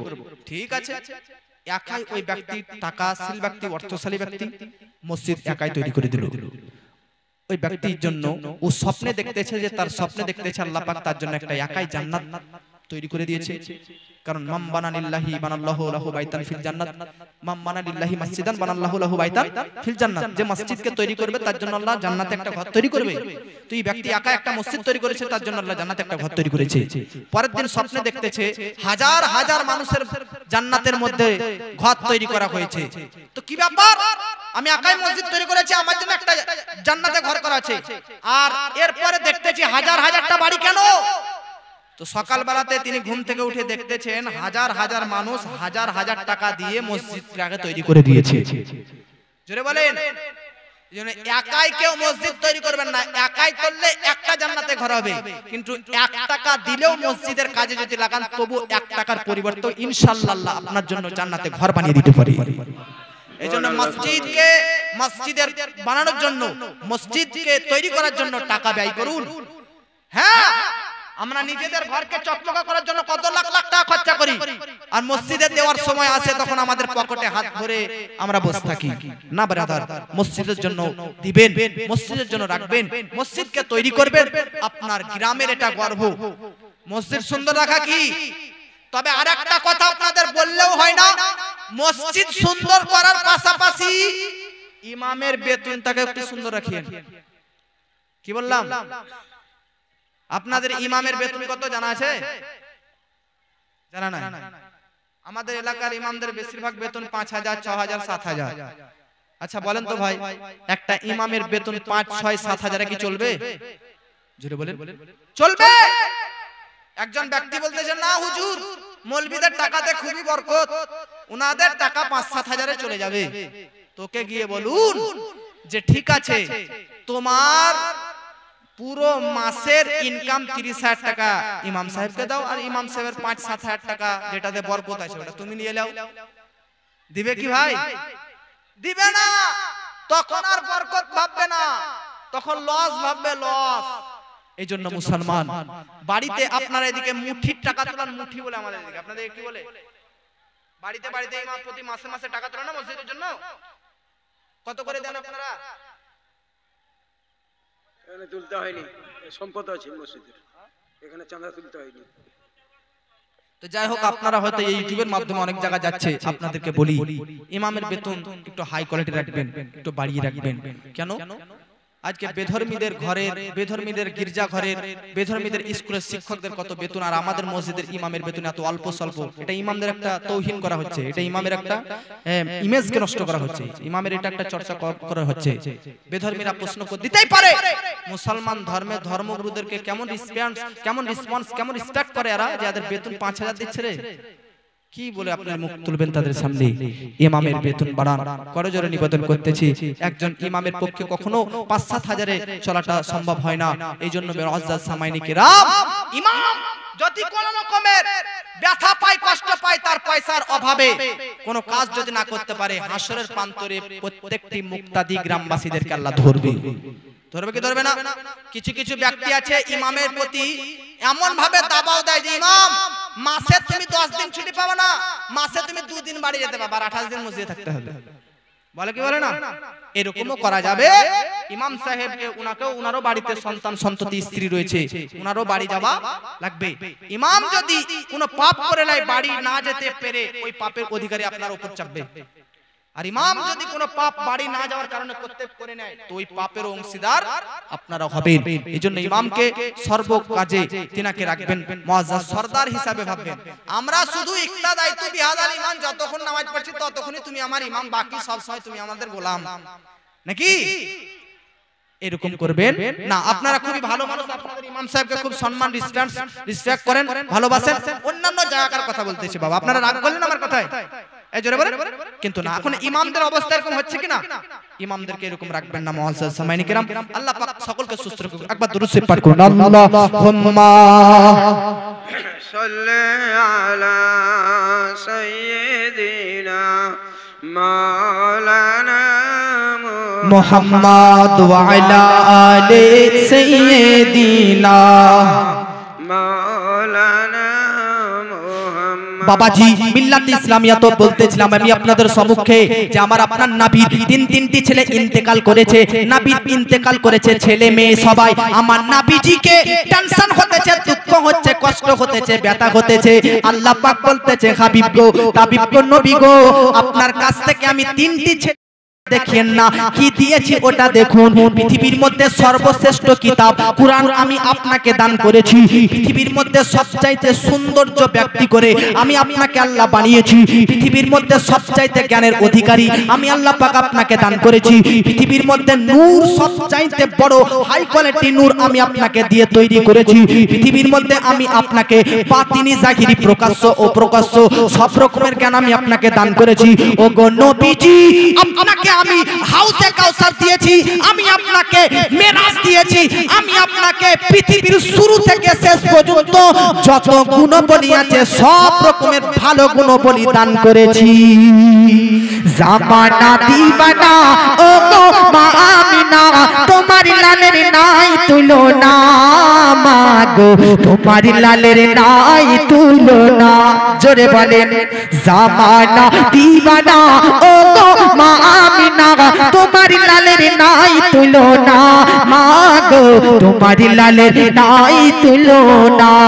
মেঘে মাথায় ছায়া করে ফতিনা লাগে গায়, গরম মরু পায়ের তলায় শীতল হয়ে যায়, মা গো শীতল হয়ে যায়। নুরানি বদনে হাওয়া চলে সনসনে, নুরানি বদনে হাওয়া চলে সনসনে, খেজুরি পাতায় ঘিনাই সবে ডানা, সবে ডানা, মা গো তোমার লালের নাই তুলনা।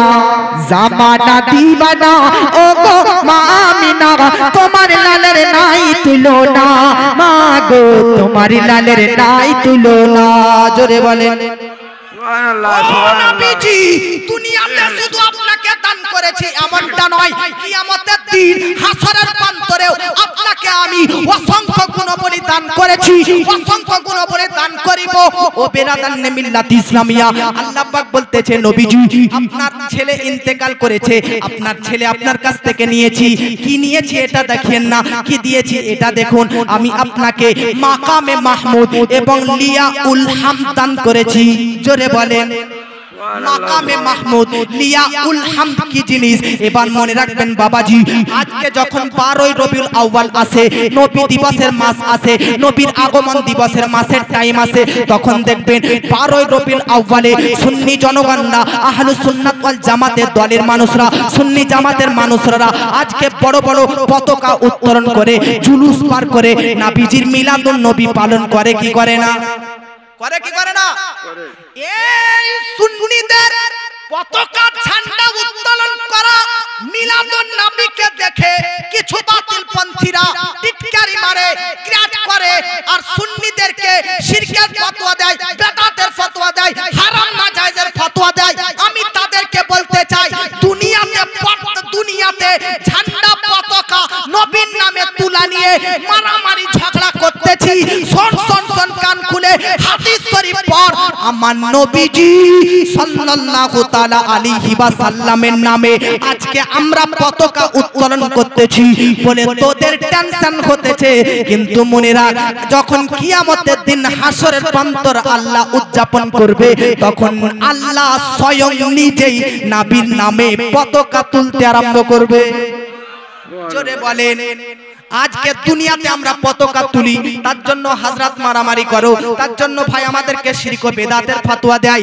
বলো বলো হাসরের প্রান্তরে কিয়ামতের দিন যখন আল্লাহ নবীর নামে ঝান্ডা পতাকা তুলবে, তখন আল্লাহকে কি শিরক ও বেদাতের ফতোয়া দিবে? আল ইয়াজু বিল্লাহ, নাউজুবিল্লাহ। না না, কখনোই না। আল্লাহ নবীর নামে যে পতাকা তুলবে, ওই পতাকার নাম পর্যন্ত হাদিস শরীফে উল্লেখিত রয়েছে। পতাকার নাম হচ্ছে লিয়াউল হামদ। জোরে বলেন আপনারা এলাকাতে পতাকা তোলা হয় না? এত বড় 10 মিটার, 5 মিটার, 20 মিটার হয় কি হয় না? ও জগৎবাসী, 10 মিটার, 20 মিটার, 30 মিটারের কি পতাকা তুলো? আল্লাহ পাক নবীর নামে যখন হাসরের ময়দানে কিয়ামতের দিন এত বড় পতাকা তুলবে যে পতাকার ছায়াতে পৃথিবীর শুরু স্টার্ট থেকে এন্ড কিয়ামত সকল পর্যন্ত যত মানুষ এসেছে আসতে আসবে সকল মানুষ ওই পতাকার ছায়াতে ভরে যাবে। সুবহানাল্লাহ, সুবহানাল্লাহ। কত বড় আল্লাহ পতাকা তুলবে যে পতাকার ছায়াতে পৃথিবীর সব মানুষ ভরে যাবে। তাহলে বলেন তো বেরাদার, আল্লাহ পাক নবীকে কত সম্মান দান করেছে, তাই না? আল্লাহ পাক বলতেছে নবীজি কি দিচ্ছি ওটা দেখো না। হাবিব গো আমি আপনাকে হাউজে কাউসার দান করেছি। বলে হাউজে কাউসার কি? দুধের চাইতে সাদা, মধুর চাইতে মিষ্টি, মধুর চাইতে সুস্বাদু। আল্লাহু আকবার। হাউজে কাউসারের মালিক নবীকে করা হয়েছে। নবী যাকে ইচ্ছা তাকে আপনি আপনার উম্মত গুনাহগার নেককার পান করাতে পারেন। সুবহানাল্লাহ, বলেন সুবহানাল্লাহ। আমার নবী হাউজে কাউসারের মালিক। এখানে ধরেন একটা পুকুর আছে, আছে কি নাকি? আছে। সবই বাস্তব হয়ে যাচ্ছে গো। তো এখানে একটা পুকুর আছে, তো এই পুকুরটা যার আছে, যে মালিক পুকুরের মালিক, ও যদি চায় যে আপনার জমিতে পানি দিব বলে, তো ওর ইচ্ছা দিতে পারে কি পারে না? কেউ কিছু বলতে পারবেন না? কেউ বলতে পারবে না। মালিক যা খুশি যাকে ইচ্ছা তাকে দিতে পারে, কোনো সমস্যা নাই। নবী হাউজে কাউসারের মালিক হয়েছেন।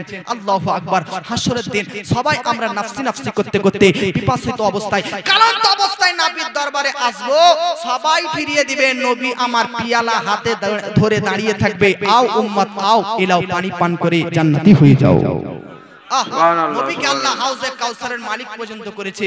ওগো নবী, আপনার চিন্তা করার প্রয়োজন নেই। কি দিয়েছি ওটা দেখুন, কি দিয়েছি ওটা দেখুন।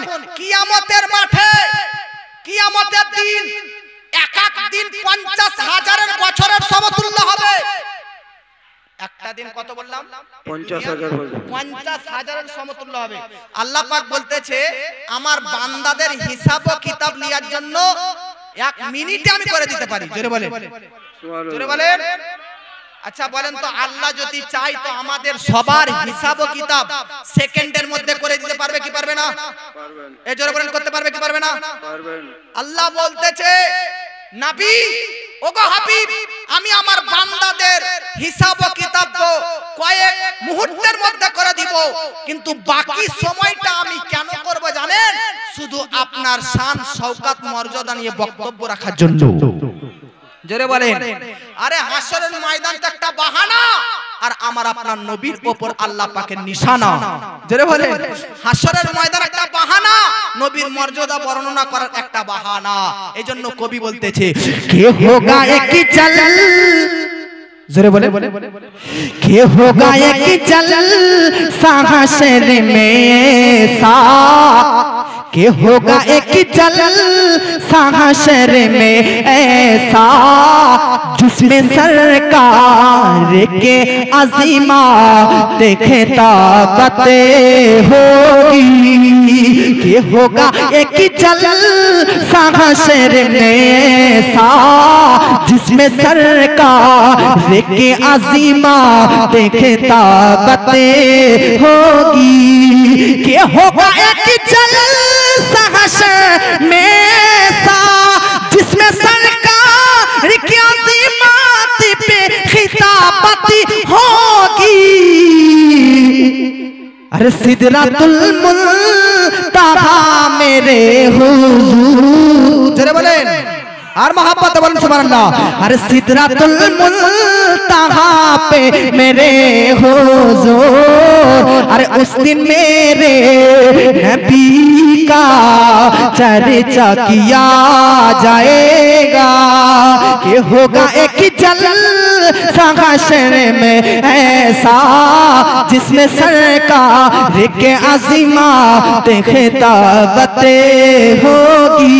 जोरे बोले, বলবো না ছেড়ে দেবো? আর একটু বলবো নাকি? জোরে বলেন।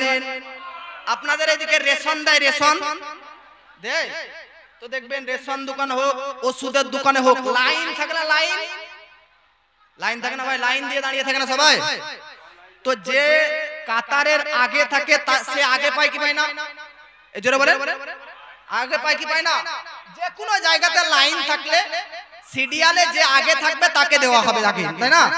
বেরাদার মিল্লাত ইসলামিয়া মনে রাখবেন বেরাদার, আল্লাহ পাক আমার আপনার নবীকে হাউজে কাউসার দান করেছেন। এই হাউজে কাউসারের পানি যদি পান করতে চান তাহলে নবীর কাছাকাছি, নবীর পাশাপাশি, নবীর নিকটে থাকার চেষ্টা করবেন।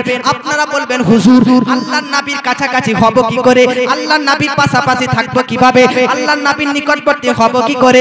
তো মনে রাখবেন আমার নবীজি বলে দিয়েছেন জগৎবাসীকে শুনে নে, তোরা যদি আমার নবীর কাছাকাছি পাশাপাশি নিকটবর্তী হতে চাস তাহলে বেশি বেশি করে দরুদ শরীফ পড়তে থাক।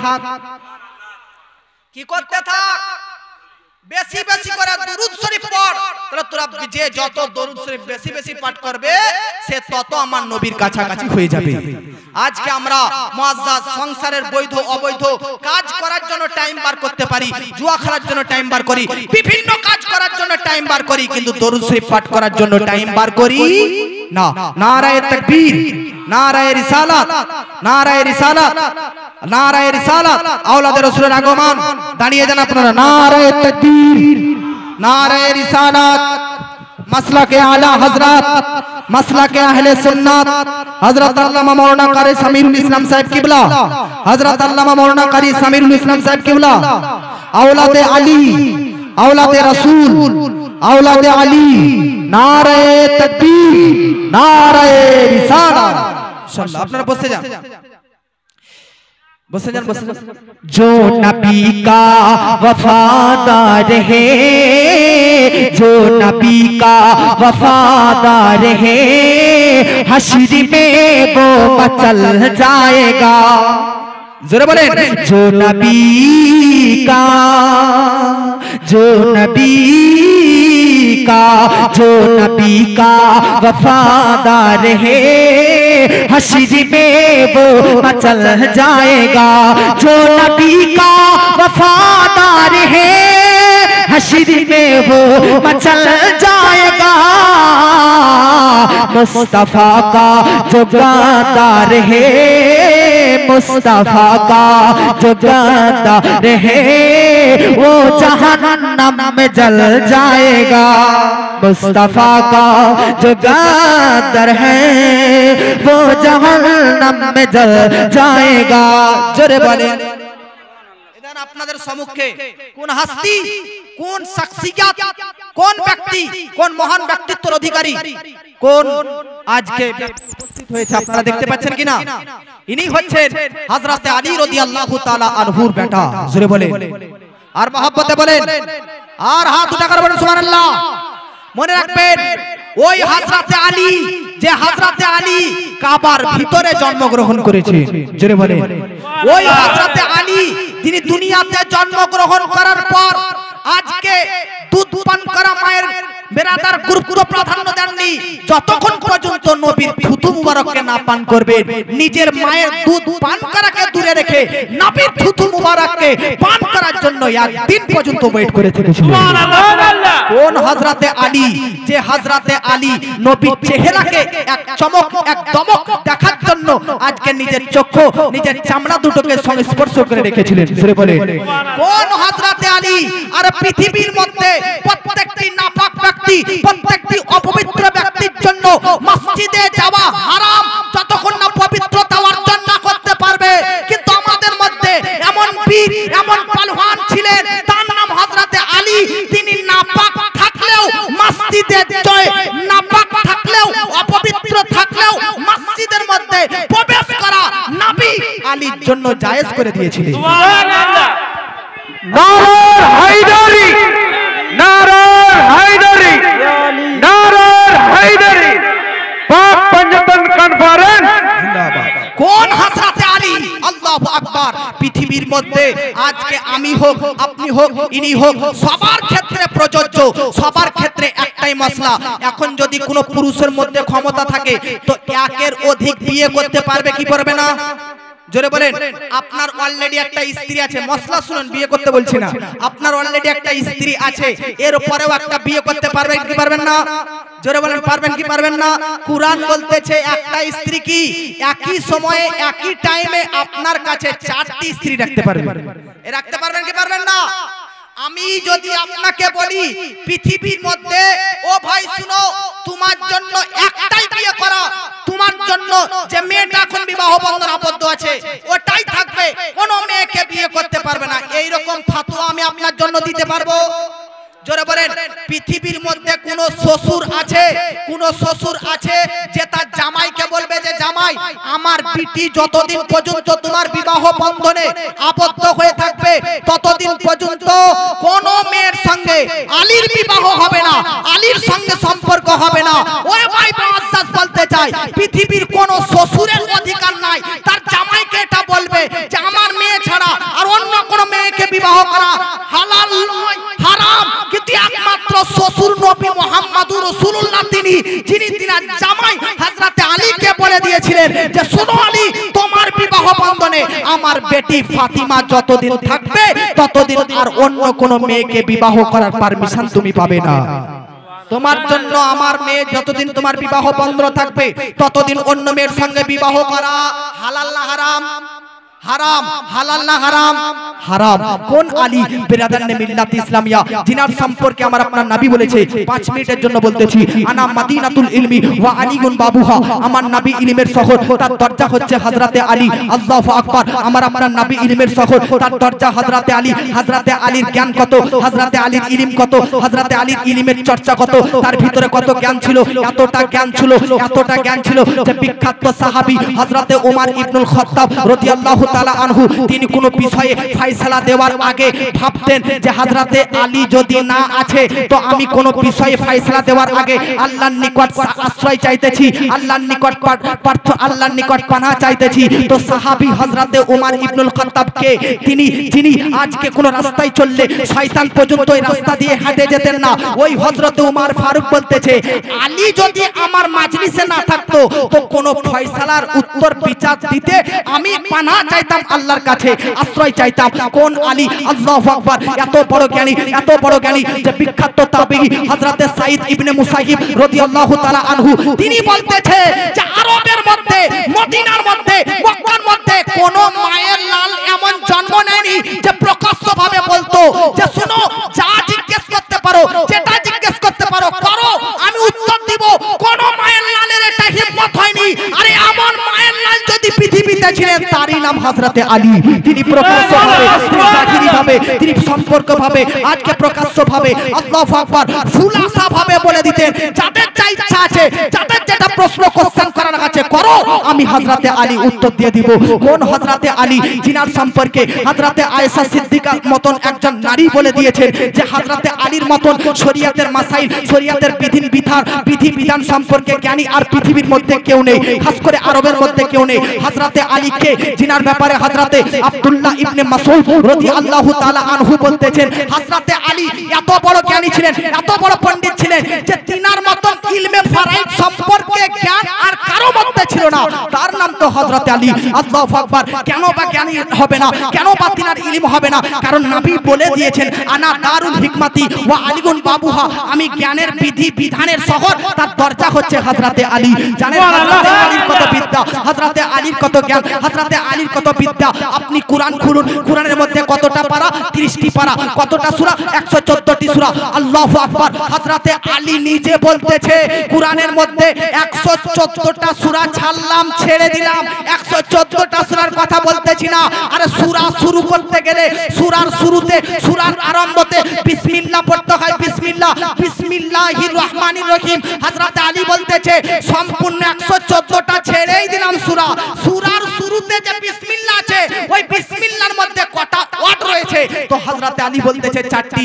বিসমি, আল্লাহ আর রহমান আর রহিম 4টা ওয়ার্ড রয়েছে। হযরতে আলী বলতেছে 4টি ওয়ার্ডের মধ্যে 3টি ওয়ার্ড ছেড়ে দাও শেষের দিক দিয়ে। তো শেষের দিক দিয়ে ছাড়লাম রহিম, রহমান, আল্লাহ, 3টি ওয়ার্ড ছেড়ে দিলাম। থাকলো কি? শুধুমাত্র বিসমি। হযরতে আলী বলতেছে বিসমি এই শব্দটি, এই ওয়ার্ডটির মধ্যে কতটা অক্ষর রয়েছে? তো 3টি। বা সিন মিম 3টি অক্ষর মিলিয়ে একটি শব্দ বিসমি। হযরতে আলী বলতেছে 2টি শব্দ ছেড়ে দাও লাস্টে, শেষের দিকে। হযরতে আলীর কথা শুনে সিন মিম ছাড়লাম। হযরতে আলী বলতেছে থেকে গেল একটা বা।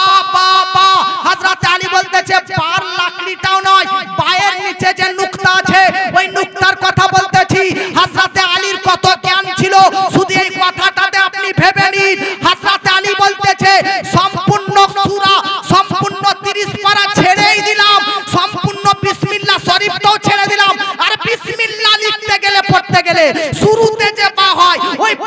ছাড়লাম, পায়ের নিচে যে নুকতা আছে আমি হযরত আলী চ্যালেঞ্জের সহিত বলতেছি, ওই নুকতার যদি তাফসীর লিখতে লাগি, ব্যাখ্যা লিখতে লাগি, এক্সপ্লেন লিখতে লাগি, তাফসীর লিখতে লাগি, ব্যাখ্যা লিখতে লাগি,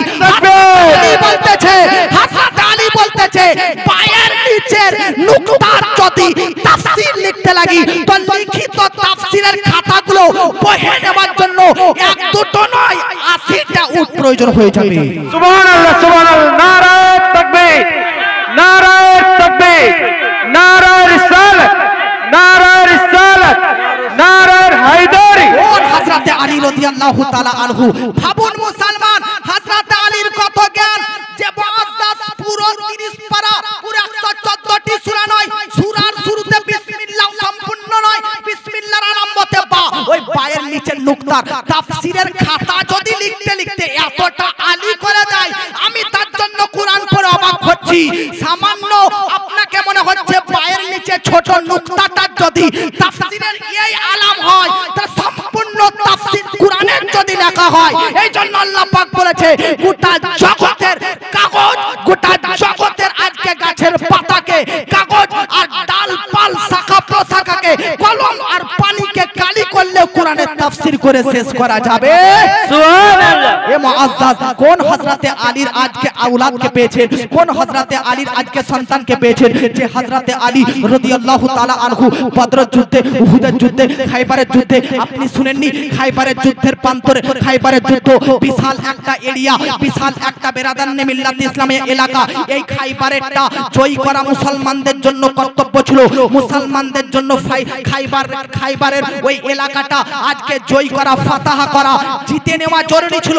এই জন্য হযরতে আবু বকর সিদ্দিক এসেছেন, ব্যর্থ হয়ে চলে গেছেন, হযরতে ওমর ফারুক এসেছেন, ফিরে চলে গেছেন, কেউ খাইবারের যুদ্ধে আজকে ওই যোদ্ধাদেরকে পরাস্ত করে খাইবারকে জয় করতে পারেনি। কিন্তু শেষ প্রান্তে আমার আপনার নবী বলতেছে আগামী কালকে খাইবারের যুদ্ধে এমন একজন ব্যক্তিকে ইসলামের পতাকা হাতে দিব, যে ব্যক্তির হাত ধরাতে আজকে খাইবারের যুদ্ধতে জয় লাভ করে মুসলমানদের পক্ষ থেকে জয় ঘোষণা হবে। তিনি কে? কাল সকাল বেলাতে সবাই ঘুম থেকে উঠে চিন্তায় চিন্তিত, কে এমন ব্যক্তি যার হাতে নবী আজকে খাইবারের পতাকা দিবে, ইসলামের যুদ্ধের জয়ের পতাকা উত্তোলন করাবে। তো সবাই চিন্তিত, আমার নবী আসলেন, আসার পর বলতেছেন ওই ব্যক্তি যে সে ব্যক্তি নয়, ওই ব্যক্তি সেই ব্যক্তি যার প্রতি আল্লাহ রাজি, আর আল্লাহ রাজি তো আমি ব্যক্তি, কোন সে ব্যক্তি যার হাতে খাইবারের যুদ্ধের পতাকা দেওয়া হবে। তো সবাই চিন্তায় চিন্তিত, আমাদের মধ্যে সবাই আছে, আমার নবী আস্তে ভাবে, হালকা ভাবে, আলতু ভাবে জিজ্ঞাসা করতেছে আইনা আলী, আইনা আলী, আলী কোথায়, আলী কোথায়? জিজ্ঞাসাবাদীরা আজকে শুননেওয়ালারা বলতেছে আলী বাড়িতে কেন? চোখ অসুস্থ। আমার নবী আলীকে ডাকলেন, ডাকার পরে নবী থুতু মুবারক চোখে লাগিয়ে দিলেন, তো সারা জীবনের জন্য চোখ থেকে অসুস্থ।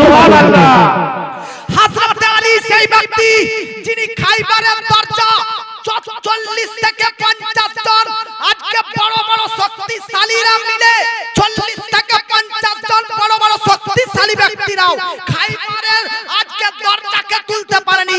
কিন্তু ওয়াহরে আলী যখন ইসলামের নবীর দেওয়া পতাকা, জয়ী পতাকা, ফাতেহের পতাকাকে নিয়ে খাইবারে যায়, তখন একাই একটা হাতে পুরো খাইবারের দরজাকে তুলে পাক মেরে 10 হাত দূরে ফেলে দেয়। কোন হযরতে আলী? আল্লাহু আকবার, যিনি আমার আপনার নবীকে এমন ভাবে গাইড দিয়েছেন, যুদ্ধ প্রান্তরে যখন নবীর প্রতি অ্যাটাক হতো, নবীদের প্রতি অ্যাটাক হতো, মুসলমানদের প্রতি অ্যাটাক হতো, আরে এমন এমন যুদ্ধের টাইম চলে আসতো যে মুসলমানদেরকে চতুর্দিকে কাফিররা ঘিরে নিত, সব মুসলমানরা কেন কোন মুসলমান দৌড়ে পালিয়ে যেত যে আর বোধহয় মুসলমানরা কেউ বাঁচবে না, কাফেররা চতুর্দিকে ঘিরে নিয়েছে। আরে চতুর্দিকে ঘিরা কাফেরদের উপর কেউ ছিল না যে ডাইরেক্ট গিয়ে তাদের সঙ্গে হামলা করবে। হ্যাঁ, একজন মারদে মুজাহিদ ছিল, সেই হচ্ছে হযরতে আলী, যিনি কাফিরদের সঙ্গে আজকে ভিড়ে গিয়ে এমন ভাবে জুলফিকারের তলোয়ার হিলাতেন সবকে কচু কাটার মতন কেটে তছনছ করে দিতেন। আল্লাহু আকবার। ये হযরতে আলীর আওলাদ, ये হযরতে আলীর সন্তান আপনাদের দরবারে এসেছে।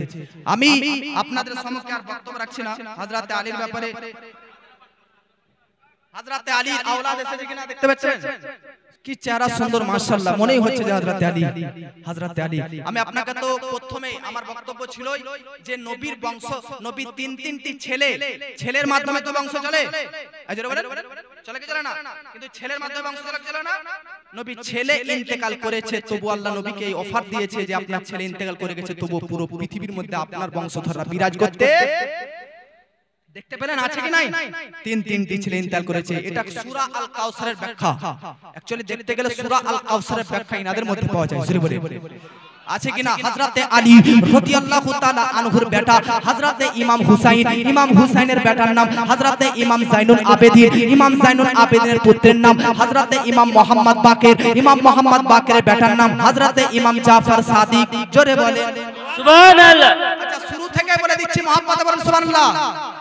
হযরতে আদম আলাইহিস সালাম, হযরতে আদমের বেটার নাম শীস, শীসের বেটার নাম ইয়ানাস, ইয়ানাসের বেটার নাম কায়নান, কায়নানের বেটার নাম মাহলাই, মাহলাইয়ের বেটার নাম বায়রাত, বায়রাতের বেটার নাম ইদ্রিস, ইদ্রিসের বেটার নাম মুতাওয়াশিক, মুতাওয়াশিকের বেটার নাম নামাক লিখলাম, নামাক লিখলামের বেটার নাম নূহ আলাইহিস সালাম, নূহ আলাইহিস সালামের বেটার নাম সাম, সামের বেটা জুলহাল, জুলহালের বেটার নাম সালিক, সালিকের বেটার নাম আবিদ, আবিদের বেটার নাম দাতা, দাতার বেটার নাম রাবা, রাবার বেটার নাম শারুক, শারুকের বেটার নাম নাহুর, নাহুরের বেটার নাম তারিক, তারিকের বেটার নাম ইব্রাহিম খালিলুল্লাহ।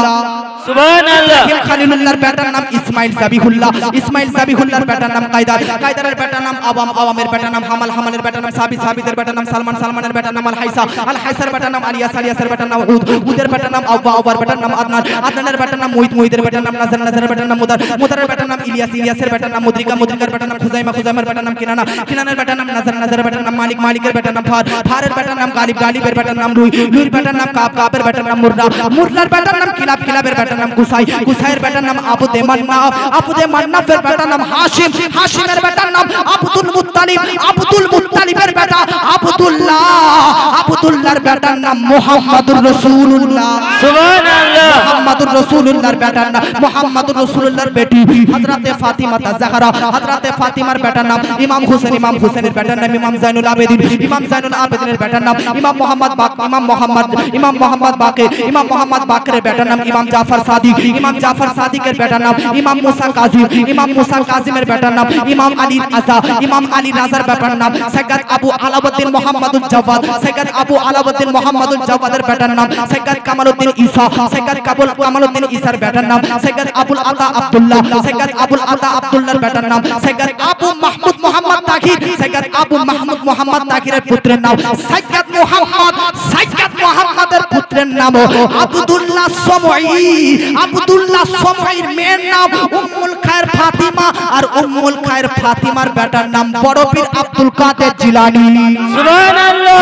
বলে ज़माने ज़माने ज़माने हाँ ज़माने ज़माने के हर ये वली ने कहा मुझे तो अली चाहिए। जरा बोले ज़माने ज़माने के हर ये वली ने कहा मुझे तो अली चाहिए। अली का है ईमान बचपन से कामी वो मेरा अली पर जतन में है शामी। अली का है ईमान बचपन से कामी वो मेरा अली पर जतन में है शामी। मिलेगा जहाँ से मिलेगा, जहाँ से मिलेगा, जहाँ से मिलेगा, जहाँ से नबी का पता। जरे बोले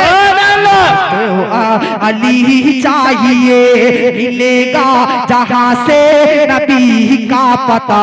नबी का मुझे तो अली चाहिए।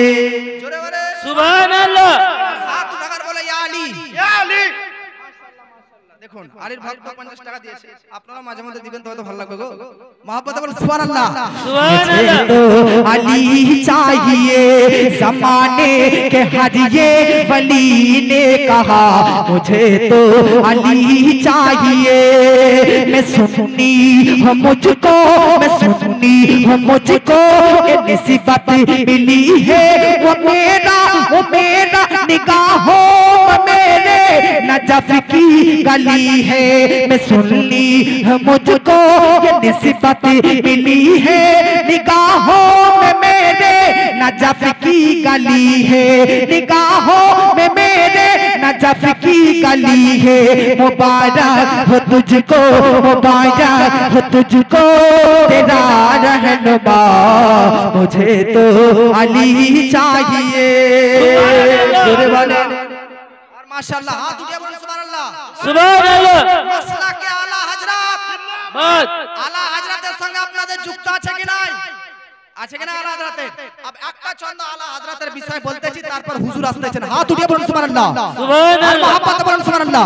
সুবহানাল্লাহ। हम आशिक सरकार पे जो रंग चढ़ा है हम आशिक सरकार पे जो रंग चढ़ा है हे रंग रजा रंग रजा रंग रजा है हे रंग रजा रंग रजा रंग रजा है हम आशिक सरकार पे जो रंग चढ़ा है हे रंग रजा। আপনারা ये रंगे राजा बोलते পারবেন? आप लोग भी बोल पाएंगे कि नहीं? ये रंगे राजा ये रंगे राजा तो आप लोग भी मेरे साथ बोलिए ये रंग राजा रंग रजा रंग रजा है ये रंग रजा रंग रजा रंग रजा है। सुन्नी का वहाबी से कोई मेल नहीं है सुन्नी का वहाबी से कोई मेल नहीं है मसलक है रजा का ये कोई खेल नहीं है सुन्नी का वहाबी से कोई मेल नहीं है मसलक है रजा का ये कोई खेल नहीं है सुन्नी तो वहाबी से मिले गाना मिला है सुन्नी तो वहाबी से मिले गाना मिला है ये रंग रजा रंग रजा আপনারা বলুন ये रंग रजा रंग रजा जो रंग रजा मुफ्ती आज़म पे चढ़ा था वो रंग रजा ताज शरीयत को मिला था। जरा बोले जो रंग रजा मुफ्ती आज़म को मिला था जो रंग रजा मुफ्ती आज़म पे चढ़ा था वो रंग रजा ताज शरीयत को मिला था। अब कायद मिल्लत को वही रंग चढ़ा है अब कायद मिल्लत को वही रंग चढ़ा है ये रंग रजा रंग रजा जरा बोले ये रंग रजा रंग रजा रंग रजा है गुस्ताख नबी से न डरे है न डरेंगे तलवार के साये में भी हक बात कहेंगे। गुस्ताख नबी से न डरे है न डरेंगे तलवार के साये में भी हक बात कहेंगे गुस्ताख नबी से न डरे है न डरेंगे तलवार के साये में भी हक बात कहेंगे। ये मर्द मुजाहिदीन ये मर्द मुजाहिदीन ये मर्द मुजाहिदीन सऊदी से कहा है ये मर्द मुजाहिदीन सऊदी से कहा है ये रंग रजा रंग रजा लाका ये खरीदार की सूरत में जमाना कदमों में कोई डाल दे दुनिया का खजाना लाका ये खरीदार की सूरत में जमाना कदमों में कोई डाल दे दुनिया का खजाना। जोरे बोले सुभान अल्लाह। गांव का नाम क्या है इस गांव का? मोहब्बत के साथ बोलिए सुभान अल्लाह। सुभान अल्लाह। ये लास्ट शेर है पढ़ के समाप्त कर रहा हूँ। मोहब्बत के साथ बोलिए सुभान अल्लाह। लाका ये खरीदार की सूरत में जमाना कदमों में कोई डाल दे दुनिया का खजाना दीवाना पानी अटका जरा बोले दीवाना पानी अटका दीवाना पानी अटका दीवाना पानी अटका दीवाना पानी अटका बिका है न बिकेगा दीवाना पानी अटका बिका है न बिकेगा क्यों ये रंग रजा रंग रजा रंग रजा है। यहाँ पे मैं अपनी तकरीर को ना এখানে আমার বক্তব্য শেষ করলাম সমাপ্ত করলাম হুজুরকে বসে একটু বেয়াদবি হলো আচ্ছা আপ হুজুরের বক্তব্য শ্রবণ করবেন আর আল্লাহ পাকের নিকট দোয়া করবেন যেন হুজুরের খিদমত করতে আমি পারি এবং আপনাদের জন্য সকলে দোয়া করি আপনাদের জন্য যেন হুজুরের খাস নিগাহ যেন আপনাদের প্রতি পড়ে। পড়ুন আল্লাহুম্মা আমিন। আল্লাহ পাক সকলকে সুস্থ সবল রাখুন, করুন আল্লাহুম্মা আমিন। 5 ওয়াক্তের নামাজ পড়বেন, সিয়াম সাধনা করবেন, ভালোভাবে মুআজ্জাজ সামনে জিরামুকে পরিচালনা করবেন, রমাদান মাস পরেজগার অর্জিত করবেন। আল্লাহ পাক সকলকে সুস্থ রাখুক, সবল রাখুক। আসসালামু আলাইকুম ওয়া রাহমাতুল্লাহি ওয়া তাআলা বারাকাতুহু। আস্তাগফিরুল্লাহ রাব্বি মিন কুল্লি যামবিন ওয়া আতুবু ইলাইহি।